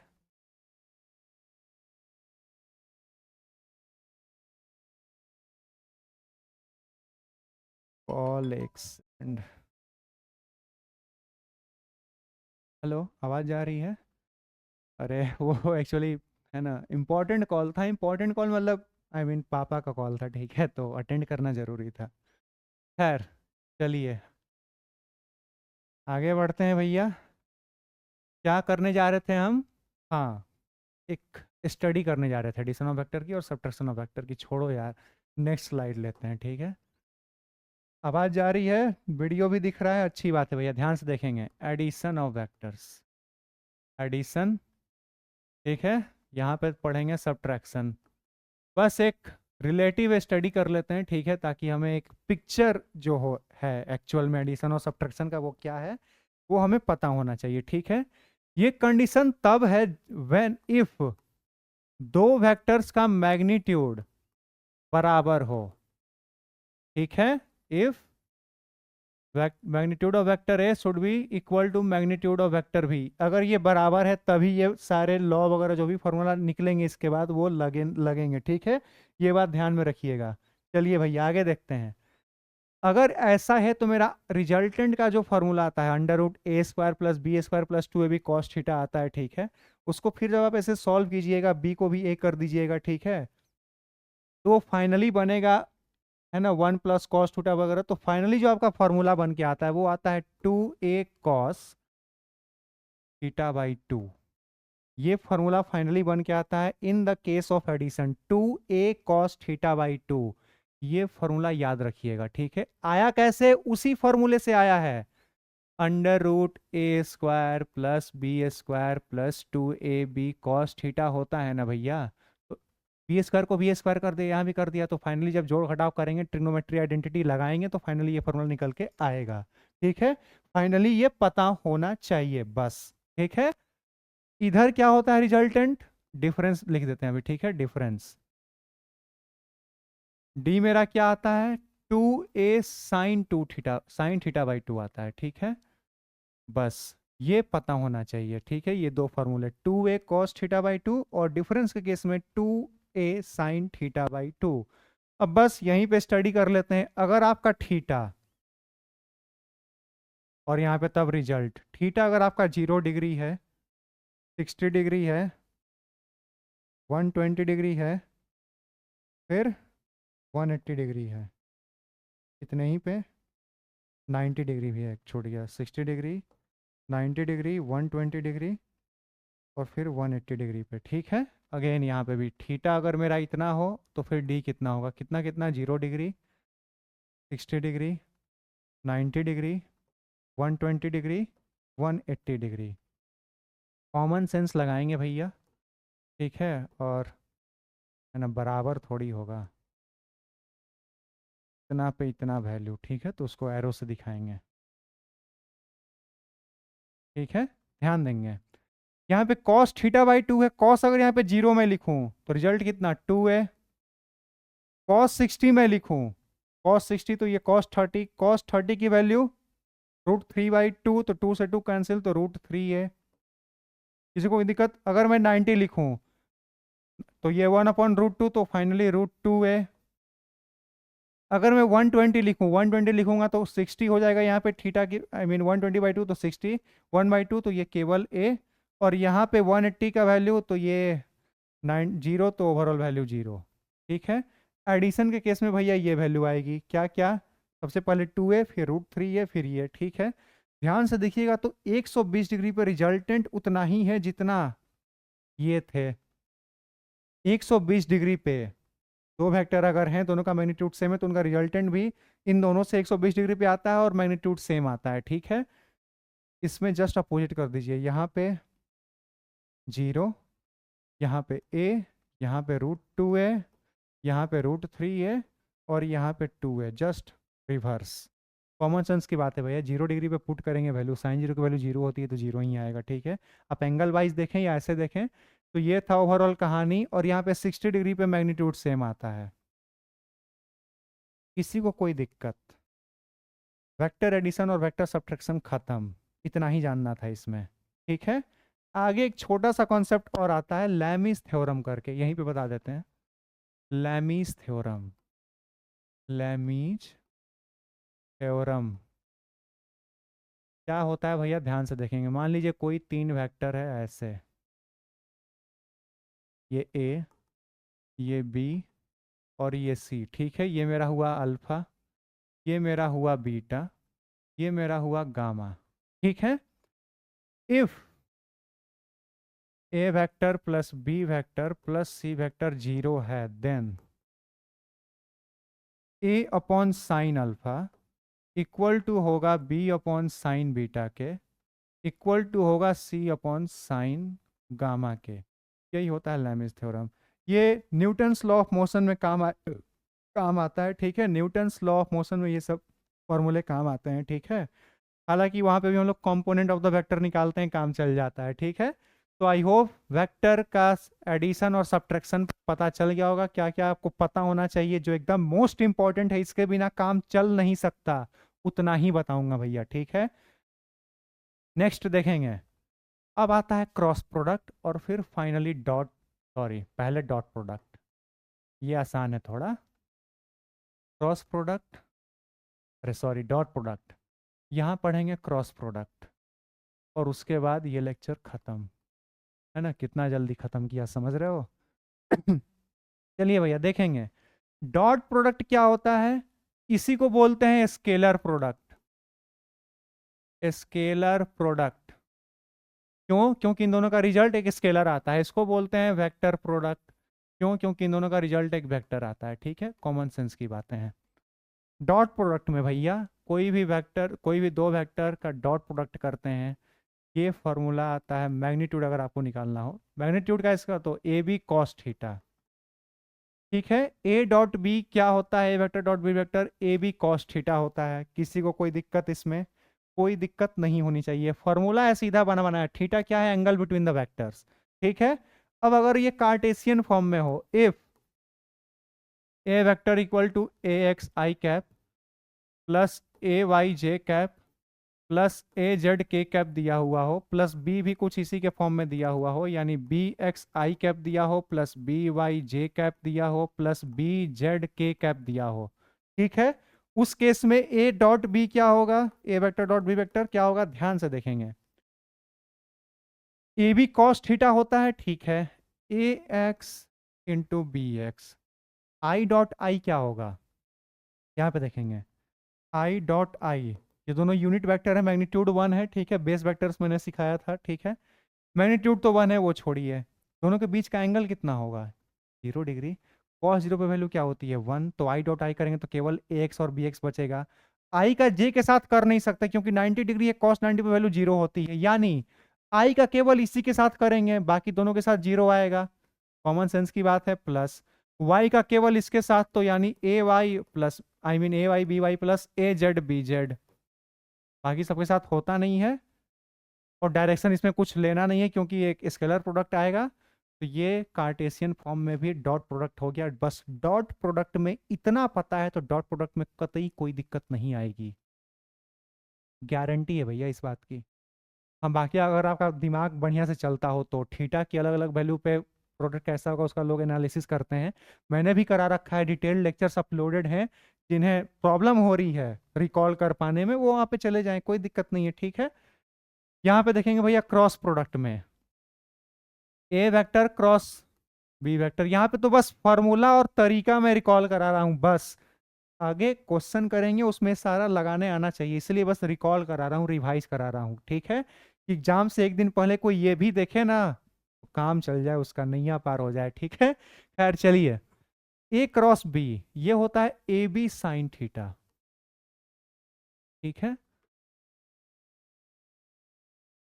डायरेक्शन भी तो होगा, ये एक वेक्टर क्वांटिटी है, तो ए बी साइन थीटा, और डायरेक्शन को एन कैप से तत्काल दिखा देते हैं, ठीक है। केवल मैग्नीट्यूड की बात करें अगर ए क्रॉस बी, ठीक है, तो ये आएगा मेरा ए बी साइन थीटा केवल और केवल, और इसका जो रिजल्ट आता है ना ए क्रॉस बी, वो ए और बी के प्लेन के परपेंडिकुलर आता है, ठीक है। अगर मान लीजिए आपका ए एक्स में हो बी वाई में हो तो आपका जो रिजल्ट आएगा वो बाहर आएगा, जेड में आएगा, ठीक है। परपेंडिकुलर दोनों के प्लेन के इन दोनों इसके प्लेन के परपेंडिकुलर आता है, ठीक है। ए के भी परपेंडिकुलर होगा, बी के भी परपेंडिकुलर होगा, ठीक है। इसका जो रिजल्टेंट आएगा उसका डायरेक्शन कैसे निकालते हैं, राइट हैंड थंब रूल से, राइट हैंड थंब रूल से डायरेक्शन निकालते हैं। आई होप क्लियर होंगी चीजें। क्रॉस प्रोडक्ट में इतना पता होना चाहिए, और क्या पता होना चाहिए, कार्टेशियन फॉर्म में पता होना चाहिए भैया।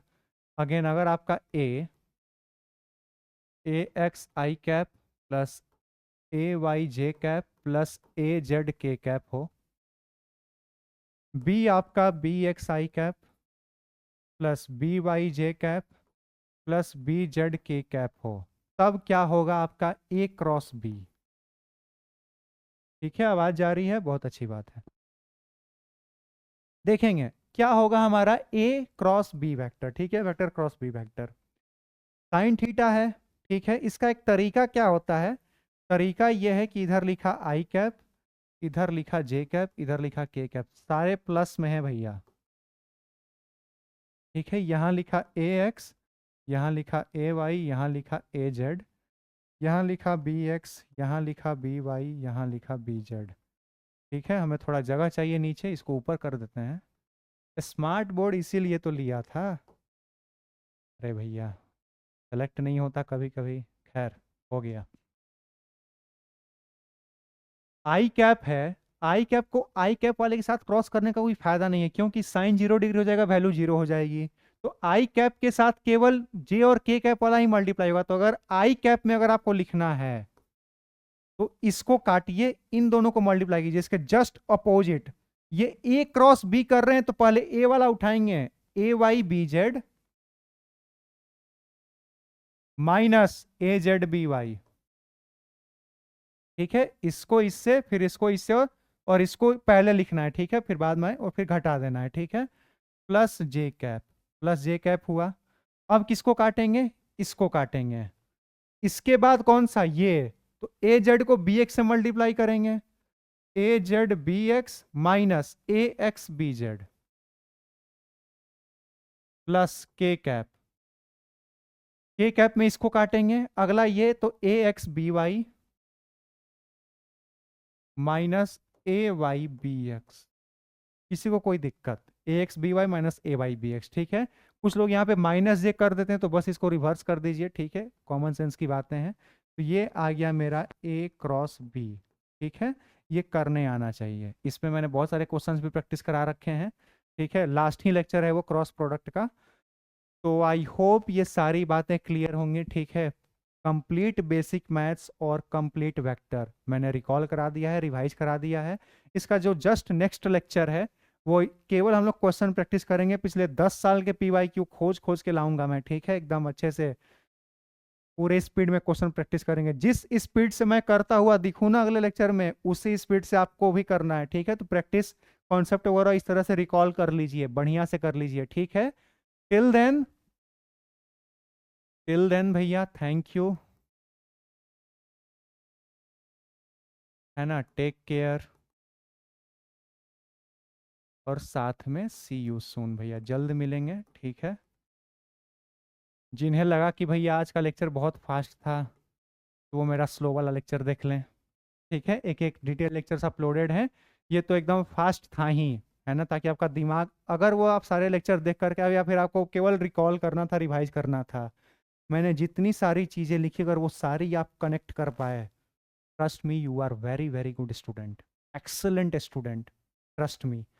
बहुत लोग कनेक्ट नहीं कर पाते, अगर आप कनेक्ट कर पाए हैं बहुत अच्छी बात है। जिन्हें करने में थोड़ा बहुत दिक्कत हुआ है, बहुत हुआ भी नहीं होगा, थोड़ी बहुत परेशानी हुई हो, तो मेरा डिटेल लेक्चर्स अपलोडेड है, वो देख लें। ये केवल और केवल रिकॉल या रिवाइज कराने का मेरा पर्पस था। इसके तुरंत बाद मेरा क्वेश्चन आंसर के वीडियो आएंगे, ठीक है, पिछले 10 साल के पीवाईक्यू, उसको सॉल्व करने के लिए ये वीडियो मैंने सोचा कि एक रिकॉल करा देते हैं जल्दी से, ठीक है। तो till then, thank you, take care, bye bye, मिलते हैं अगले लेक्चर में।